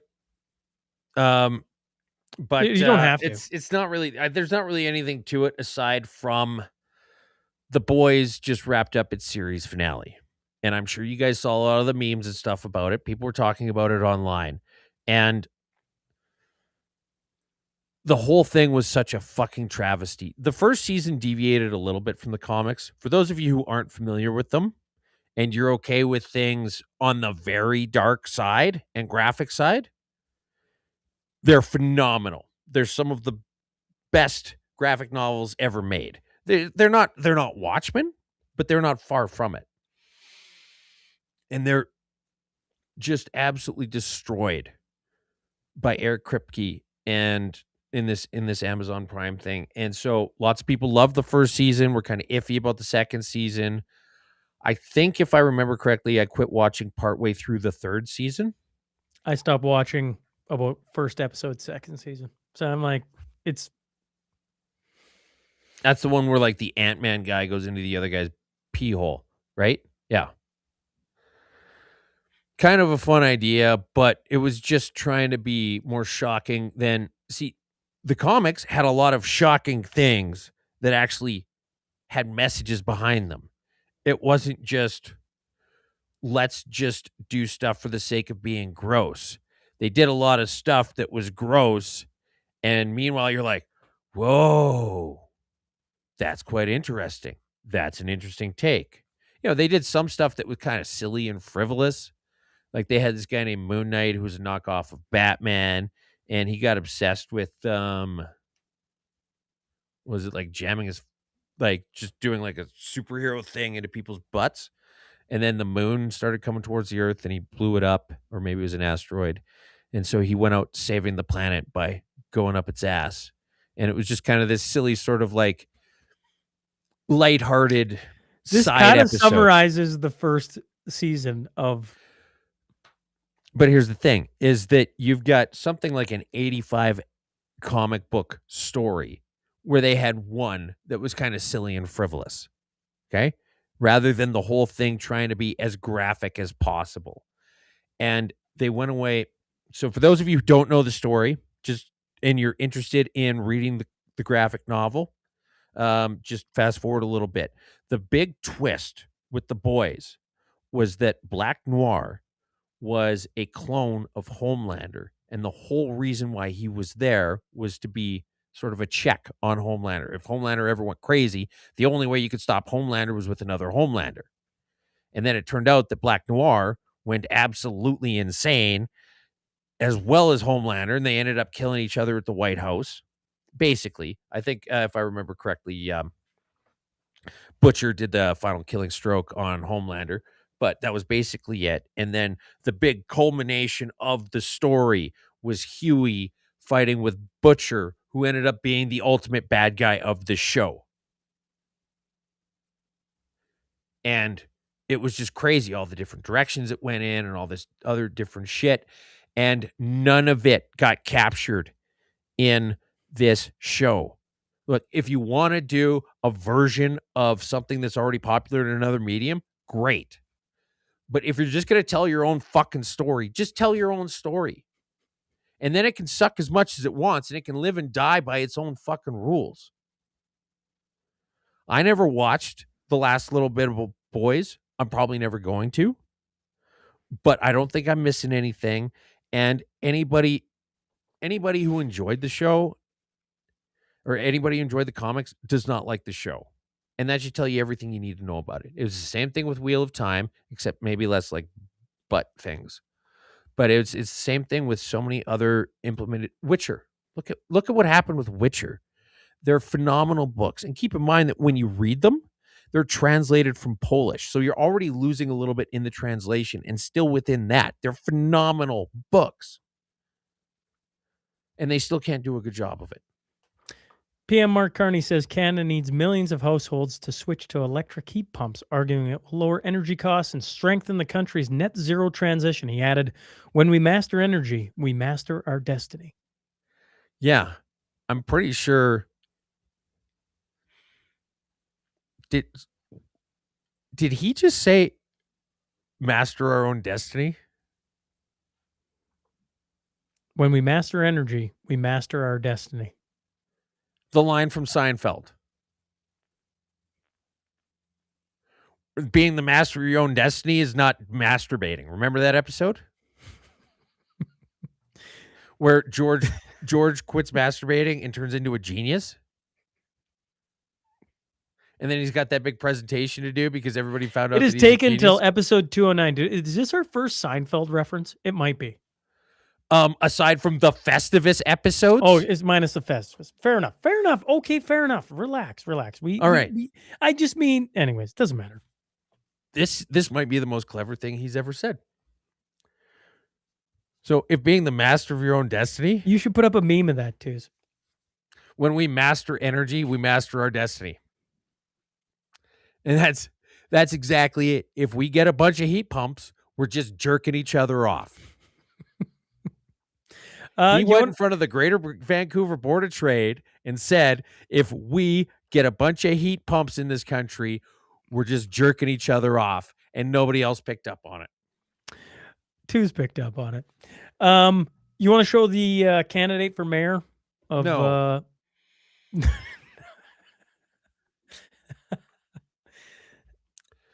He's running for mayor of Central Falls, which is in Rhode Island. And she's showing quite a lot of cleavage. And so let's see here. Oh, yes, very much more frumpy. A woman of a very higher frumpiness factor is trying to point this out. And basically just being a hater. She's just being a hater. Personally, I think this lady's wonderful. I would vote for her. In fact, I might. Me and that guy from the 2020 election might get in there and vote for her. But it's clever because, you look at this and that what's going to happen is that it's going to get a whole bunch of conversation online. She'll probably end up winning because of this picture, and not strictly because of this picture, but because when she put this picture up, a bunch of frumpy ladies like Nicole Solis, sued by the something or other, are going to pick it up and just be a bunch of haters. Quinta Brunson to develop and star in Betty Boop feature film. Now, for those of you who don't know, because who the fuck is that? Quinta Brunson is a black lady, and she's going to be in a Betty Boop feature film. Quinta Brunson is stepping into the world's most famous flapper. That's literally a quote from this article. First off, the world's most famous flappers belong to Kim Kardashian. But why would you word it like that? Variety is a disaster. Somebody tell me what this is even doing here.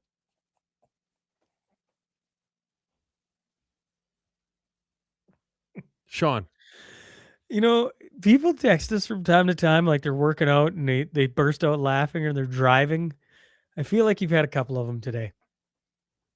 The world's most famous flapper is Kim Kardashian.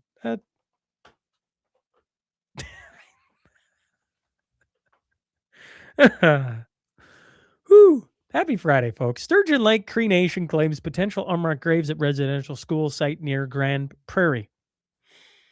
I've seen this one before. It's a classic. Yeah. This is great. This is wonderful. I mean, we need to find all of these unmarked graves. We should give them another $12 million. I wonder if we give them $12 million, how many other First Nations are going to say, hey, I think I've got some unmarked graves over here too. I need $12 million as well.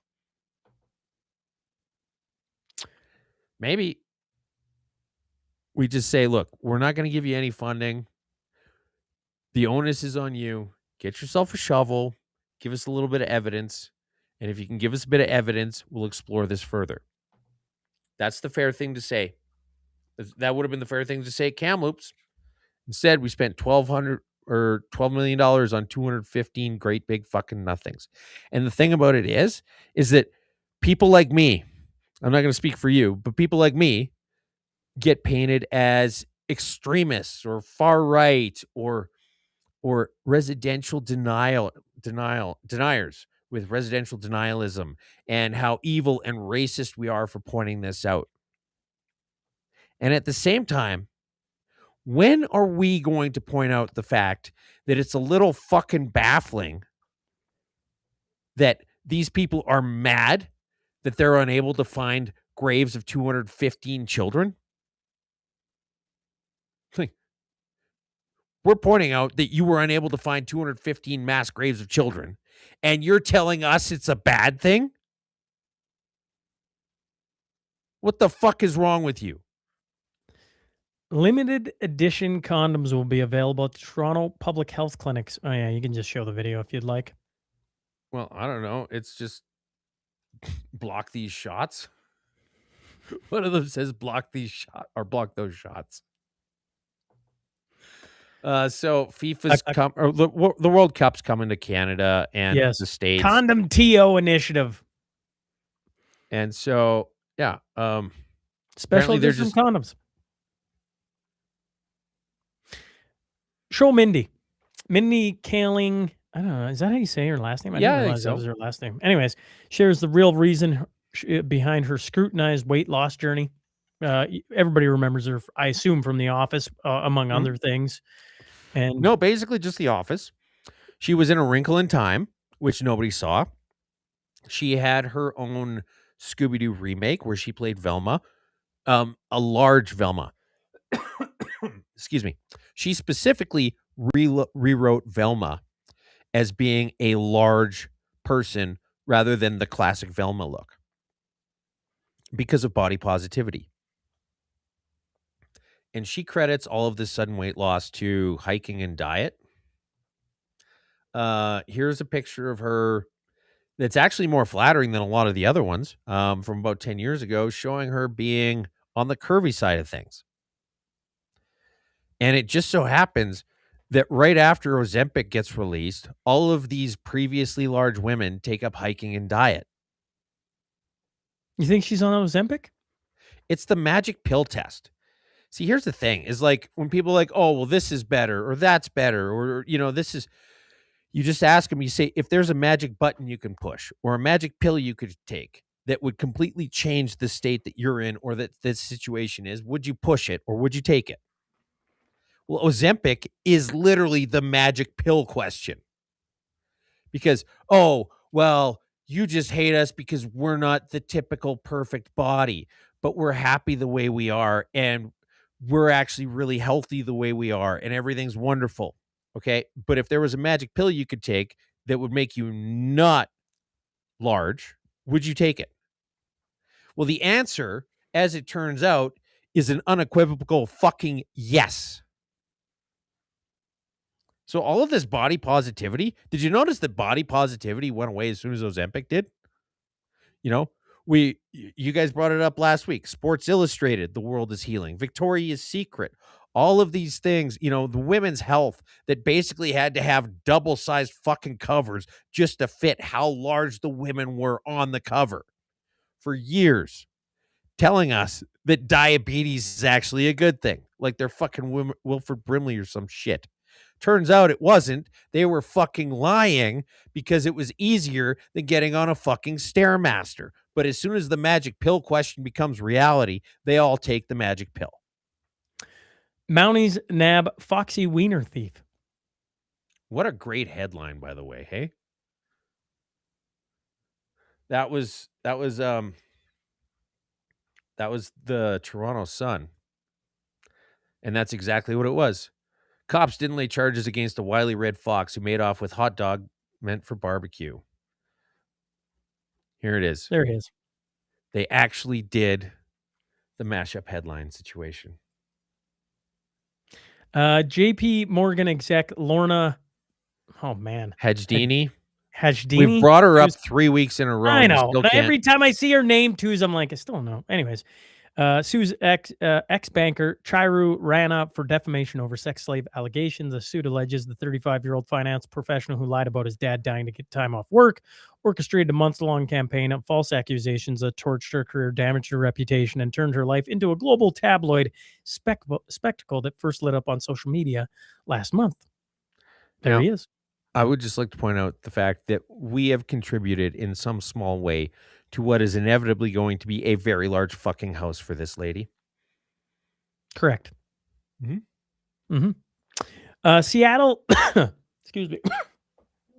Seattle is installing 4 smart bathrooms for the World Cup that cost $400,000 a year to maintain. $464,000 on 4 solar-powered smart public restrooms. That's $116,000 per toilet. Mm-hmm. Hey, for the FIFA World Cup, these high-tech toilets come with QR code entry and an app, sensors that monitor waste tanks, the ability to ban vandals. Users even get to rate the cleanliness afterwards. The units are solar-powered, hands-free, ADA compliant, have baby changing stations, and will operate on a strict 10-minute limit. What is it going to do after 10 minutes? Like, is it just going to be like the Star Wars garbage compaction walls? Like, what happens after 10 minutes that is going to force you out of there? Now, I would just like to point out that New York spent something like $250,000 per toilet on some toilets in Central Park. They got immediately vandalized. And San Francisco spent something like $2 million a toilet on basically bum-proof These are toilets. terrible ideas. Mm-hmm. You could just say it. And it's going to be great. I'm just going to say we're going to keep an eye on this. And inevitably, when 3 days after release, there is a charred crater where one of these toilets used to be, we are going to be here to say, I fucking told you so. BBC, selling children to survive, Afghan father forced to make impossible choices. I mean, it's very sad. Imagine your life is so difficult that you have to sell one of your twin daughters into sex slavery. Like, just imagine what that father is going through and how difficult the choice it must have been for him to sell his daughter into sex slavery at the age of 5? 5. 5. This is a sympathy article? Are they fucking serious? What the fuck is wrong with the people in media in this fucking planet? Barbie girl band Aqua breaks up after 30 years. Well, this should almost be sad news, Sean. The infamous band with their long string of hits, starting with Barbie Girl and culminating with Barbie Girl,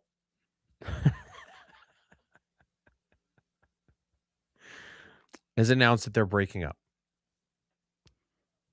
I mean, what a roller coaster it must have been for them. How many times did you see them live? Doug Ford. How many times? Sean. How many times did I see them live? Sean. Twos. How many times have you seen Aqua live in concert? Never. Why are you getting so squirrely about this? I don't know why you're making... Why am I getting so... What about this? This is a ridiculous story. Nobody cares about Aqua. What girl band concerts have you seen? What? Girl band concerts have I Girl seen? bands. Girl bands? None? Why are you... This is... Okay, guys, like, we got to realize that Sean's getting a little... What is going on here? What question am I not asking? This is like the twins thing all over again. Remember when I was asking you about your hot cousin and then it found out that you had twins as cousins? This is that. Sean. Twos. Did you ever go see the Spice Girls? No. Did you ever go see NSYNC? No. 98 Degrees? No. Soul Decision? Every name you're about to come up with, you can just put an emphatic no behind it too. B44? No. Backstreet Boys? No. The New Kids on the Block? No. The Jackson 5? No. I'm telling you, no. I haven't seen any of these. Why are you talking about? Why are you so weird about this then? I'm not weird about it at all. Were you in one of these bands? What? Oh, you did a boy band. No. No. Twos, is there something else you're trying to tell us? I'm trying to tell you that I'm seeing a crack in the armor here, and I don't know what's going on. Were you in a Korean pop band? Oh, you got me. Korean pop band. That's exactly what it was. Okay. I got to make some phone calls after this. We're going to figure out what the hell is going on. You know when people make... Anyways, it doesn't matter. I don't know where you're going. Yeah, you obviously have I'm smelling blood in the water, and I want to know what the hell it is. What the hell are you talking about? I'm laughing at how this is even in our headlines. Who's talked about Aqua? Well, nobody's really talked about them since the last time they had a hit song, which was Barbie Girl. Barbie Girl. And the fact that they've been around for another 30 years since then, and apparently are now just deciding to break up. Like they just never got around to filling out the feel paperwork. like episode Mashup 210 to 215 is going to be the string of where Twos tries to frame me as a guy who was in a boy band. But hey, what do I know? Guess we'll wait and see, folks. Twos obviously has something up his sleeve. I don't know why you circling that one just to see what I No. There's I didn't. No. Oh, there is something there. I'm gonna find this out. There's nothing there. But hey, this is the twins all over again. We're gonna get into the. This is the twins what are you all talking over again. About? Can somebody please comment what the heck? Somebody tell me that Sean is not overreacting to this. Somebody tell me that Sean is not overreacting to this. And I don't know why. I have no idea what you're talking about. Oh, wow. This is going to get interesting. Doug We're going to uncover some dark secrets about what you were willing to do for a record deal, Sean. Doug Ford from, oh man, I can't even. Did you ever work for Nickelodeon? No. Okay. How many dance-offs have you been in with Britney Spears? What? See, pretending to not understand the question. All right, fine. We'll move on. Let's talk about Doug Ford. Doug Ford? Old Dougie's back. You might want to turn the volume on here. Just a second. Start it over. Okay. Sorry, you must have been frazzled from me nearly uncovering your deep, dark secrets. FIFA World Cup 2026 is coming to Ontario, and we want fans to experience every moment of it. With games taking place in multiple time zones across North America, we're extending alcohol service hours to 4 a.m. from June the 11th to July the 19th, so fans can enjoy the games no matter what time they're happening. So make sure to gather, watch, and celebrate one of the greatest sporting events in the world, and let's all cheer on Team Canada. Okay. Why does Doug Ford have to always do every announcement about booze? I appreciate the enthusiasm. I think it's wonderful, but like, it's kind of oddly placed from the guy who's the premier of the most populous province in Canada. And also, why not just make it so that we can stay at bars till 4 a.m. if we want to, regardless? Why does it have to be for a special occasion? Why does it have to be for the stupid fucking Olympics or the stupid fucking World Cup? Why can't it be for whatever stupid fucking reason I come up with my buddies? If we want to stay at a bar till 4 a.m, why is that a bad thing? If the bar's okay with it and we're okay with it, if the government needs to get out of our bedrooms, they should also get out of our local watering hole establishments. I was in Denmark a few years ago, and as you know, when in Rome type thing, went to a pub. And there was just a whole bunch of us sitting there drinking, having a great time. The waitress comes by and she's like, okay, guys, last call. You got to just square everything up. You know, anything you want to drink before we shut the bar down. And I was like, really? Why are you guys calling it quits so early? And you know how sometimes you'll get that look from the waitress like you're a complete fucking moron? She looks at me and she's like, do you have any idea what fucking time it is? I'm like, I don't know. Maybe it's like 2, 3, something like that. She says, it's 7:30 in the morning. Go home. I want to live in a country where I can do that. 1 in 5 pregnant people in Ontario not screened properly for syphilis. A new study says. 1 in 5 pregnant people. 1 in 5 pregnant people. My heart really goes out to all the pregnant men out there who are not being scanned for syphilis. This is like, it's such a, look at this. 89 likes, 244 retweets, and 1,300 comments. That's a pretty astounding ratio. And everybody's saying the right thing, or the same thing. They're just saying the shit right here is why no one pays for mainstream media anymore. Women, you can say it. It's okay to say men can't get pregnant. People screenshotting all sorts of stuff and whatever else, saying that there's no such thing as pregnant people. It's just women. Okay? Dudes do not get pregnant. And here you get Jason Kenney jumping in. Pregnant people, not women. I know this was a Canadian press news story just from reading the headlines. This kind of hyper-woke nonsense is actually in their style book. I'm a fat piece of shit. A good example of why Post Media made the right call to drop its CP subscription. I think that was a direct quote. I might have got something wrong in there.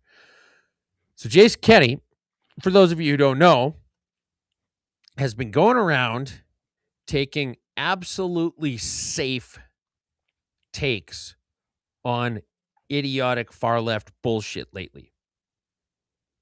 This is it. You look at this and you're like, okay, well, that's a completely reasonable take.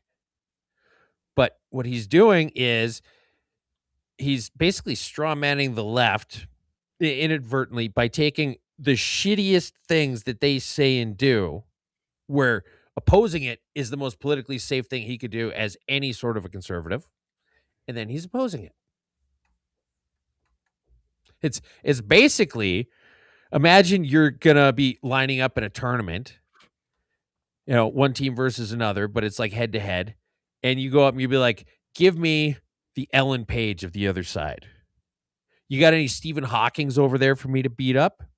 And then I'm going to fucking womp them up and I'm going to look awesome and my team's going to love me. That's what he's doing. And you're going to see him do more of it. There was one in last week that you guys didn't talk about. You skipped over it. I don't know why. I wasn't there. But this is 2 weeks in a row now where he has had a very easy, safe take on super fucking normal shit. And you're going to see him do more of it because it's a pattern at this point. And he's doing it so that he can eventually frame himself to try and take over the federal or conservatives.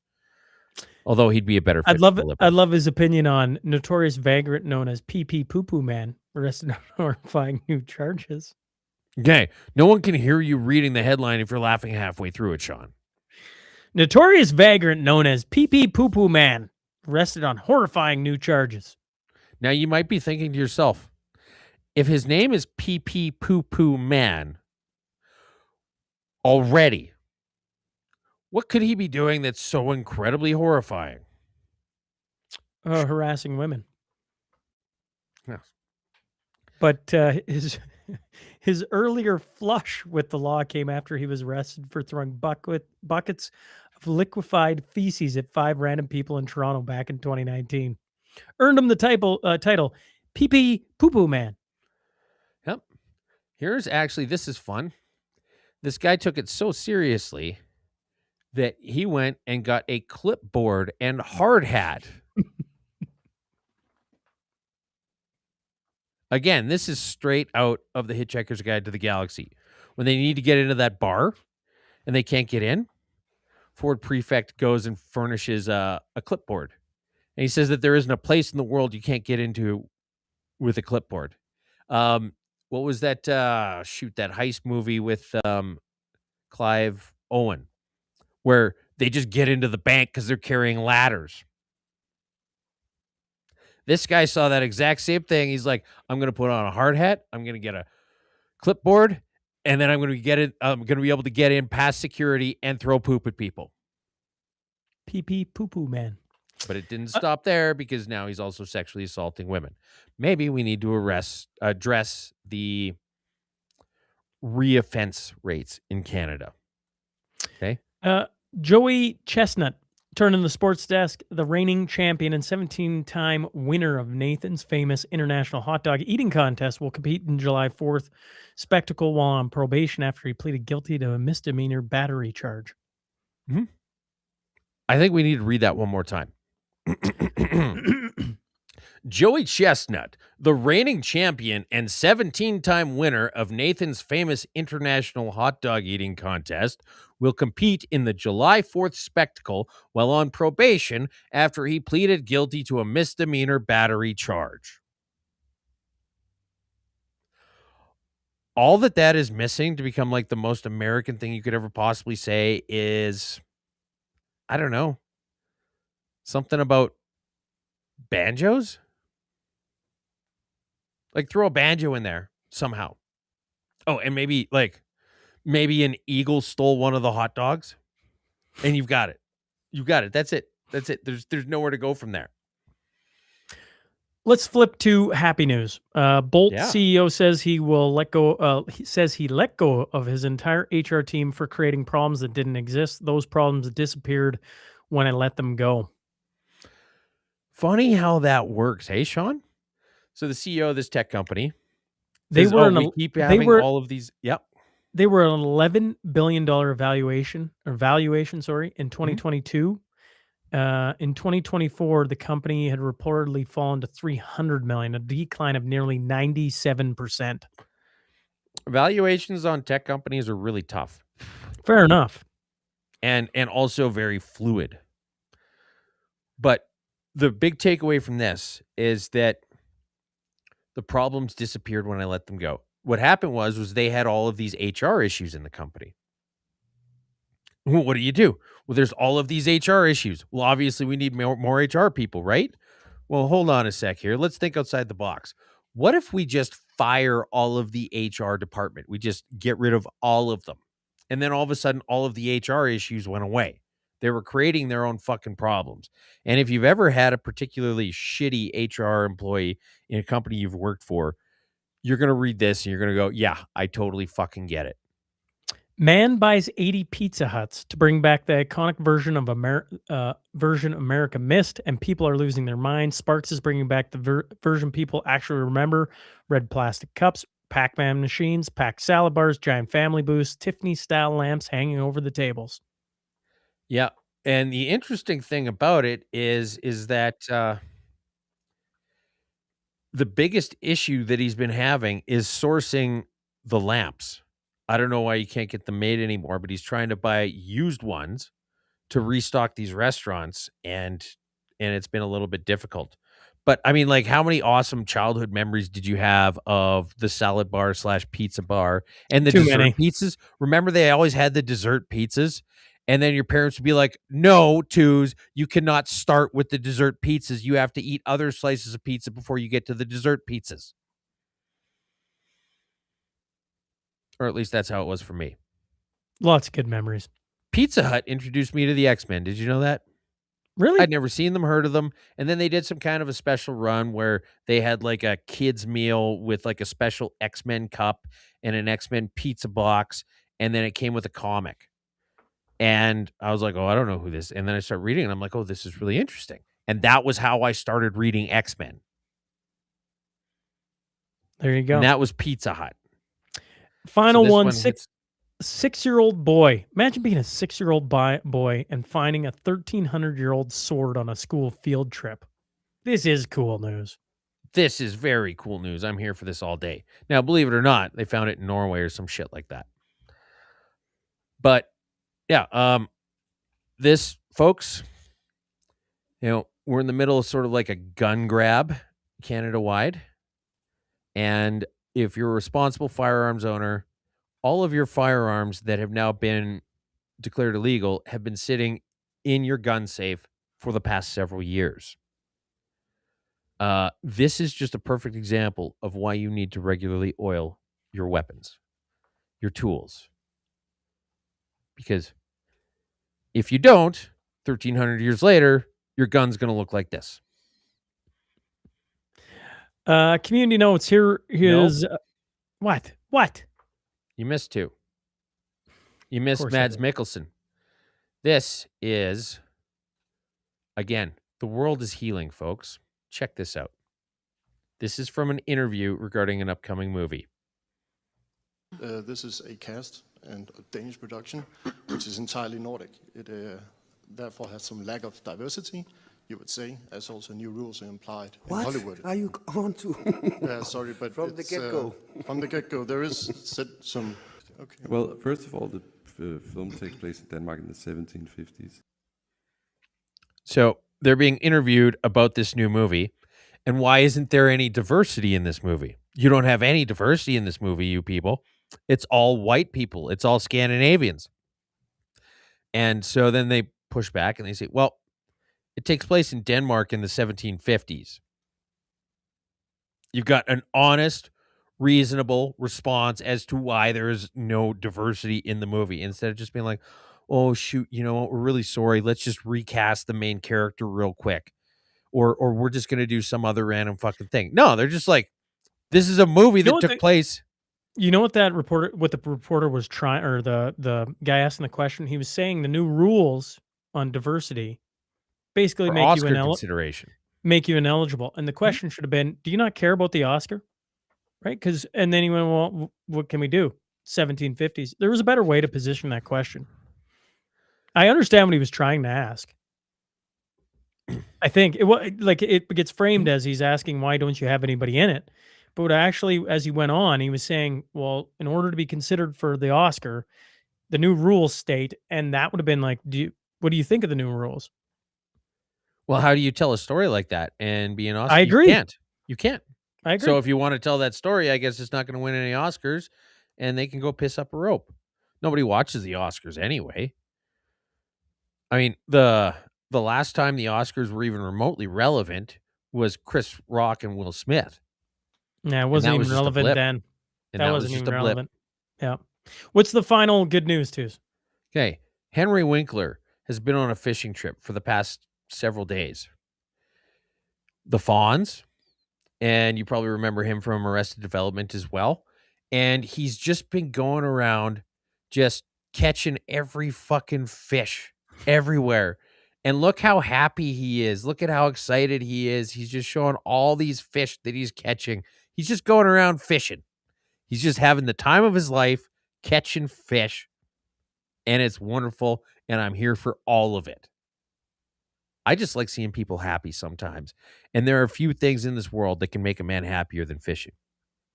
Okay, community notes. Here we go. We got Vance Crow, internet-based communications. Interest-based communications. Oh, sorry, interest. What did I say? Internet-based. Sorry, interest-based communication. Most professionals were never taught how to make their ideas land. Good ideas fall every day, not because they're wrong, but because the person with the idea couldn't make others care about it. The 3-day course teaches you to change that.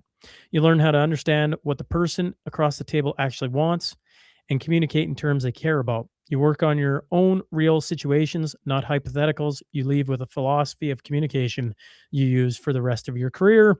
And when I scroll down, there's some coming up Monday, July 6th, 7th, 8th. So you can go to Articulate Ventures, articulate.ventures /IBC. IBC. Mhm. Then we have, it's sold out, but Jason Kenney and Keith Wilson debate, Grand Theater Calgary, May 25th. Mhm. I wonder if they're going to release any of that.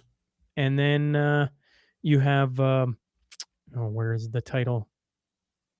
For Love of Little Man's Heart Golf Tournament. Yep. That's coming up June 19th. Yep. So it's in Calgary. I can't remember the name of the golf course. Silver Springs, maybe? And it's for one of the few remaining good charities out there. One of the ones that gives almost every Springbank Links Golf Club. Thank you. Gives almost every single penny to the families it's trying to help, rather than just being a giant conglomerate that may or may not smuggle munitions as well as foreign aid stuff and has some kind of a red X on the front of all of their labels. So it's actually the kind of thing that you could support. And then also June 4th, 2026 golf tournament, Lac St. Anne Parkland UCP Constituency Association. So the early bird has passed, but it's at Cougar Creek Golf Resort. And it's what are we laughing at? Jamie Sinclair. Finish your thought, and I'll tell you what Jamie Sinclair just texted me. Okay. Lac St. Anne, so Parkland. Anyway, golf tournament's coming up. There's still a few spots left, and they're looking to fill them. So who doesn't like golf? And Shane Getson, been on the show multiple times. He's one of the very few people in politics that I like. Finally, Jamie Sinclair texted, "Hey, brother, I've been trying to send you a text on the live chat stating that it's Henry's birthday on Sunday. So first off, happy birthday, Henry. Happy birthday, Hank. And mine as well. Happy birthday, Jamie. Happy birthday, Jamie. And we're going out Saturday night, so if you could mention that as a public notice and warning everybody to batten down the hatches." All right. Well, there you go. If you're living anywhere near Regina Beach, be on the lookout for Sinclair, for a couple absolute fucking beauties, tearing probably every town around it a new asshole and having the time of their lives. Hide your women.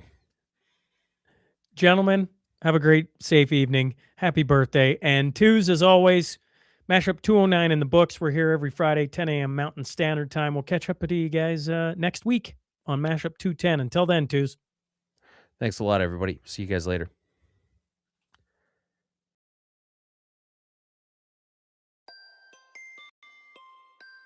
Welcome to the Mashup. Tell me whether I'm wrong or right.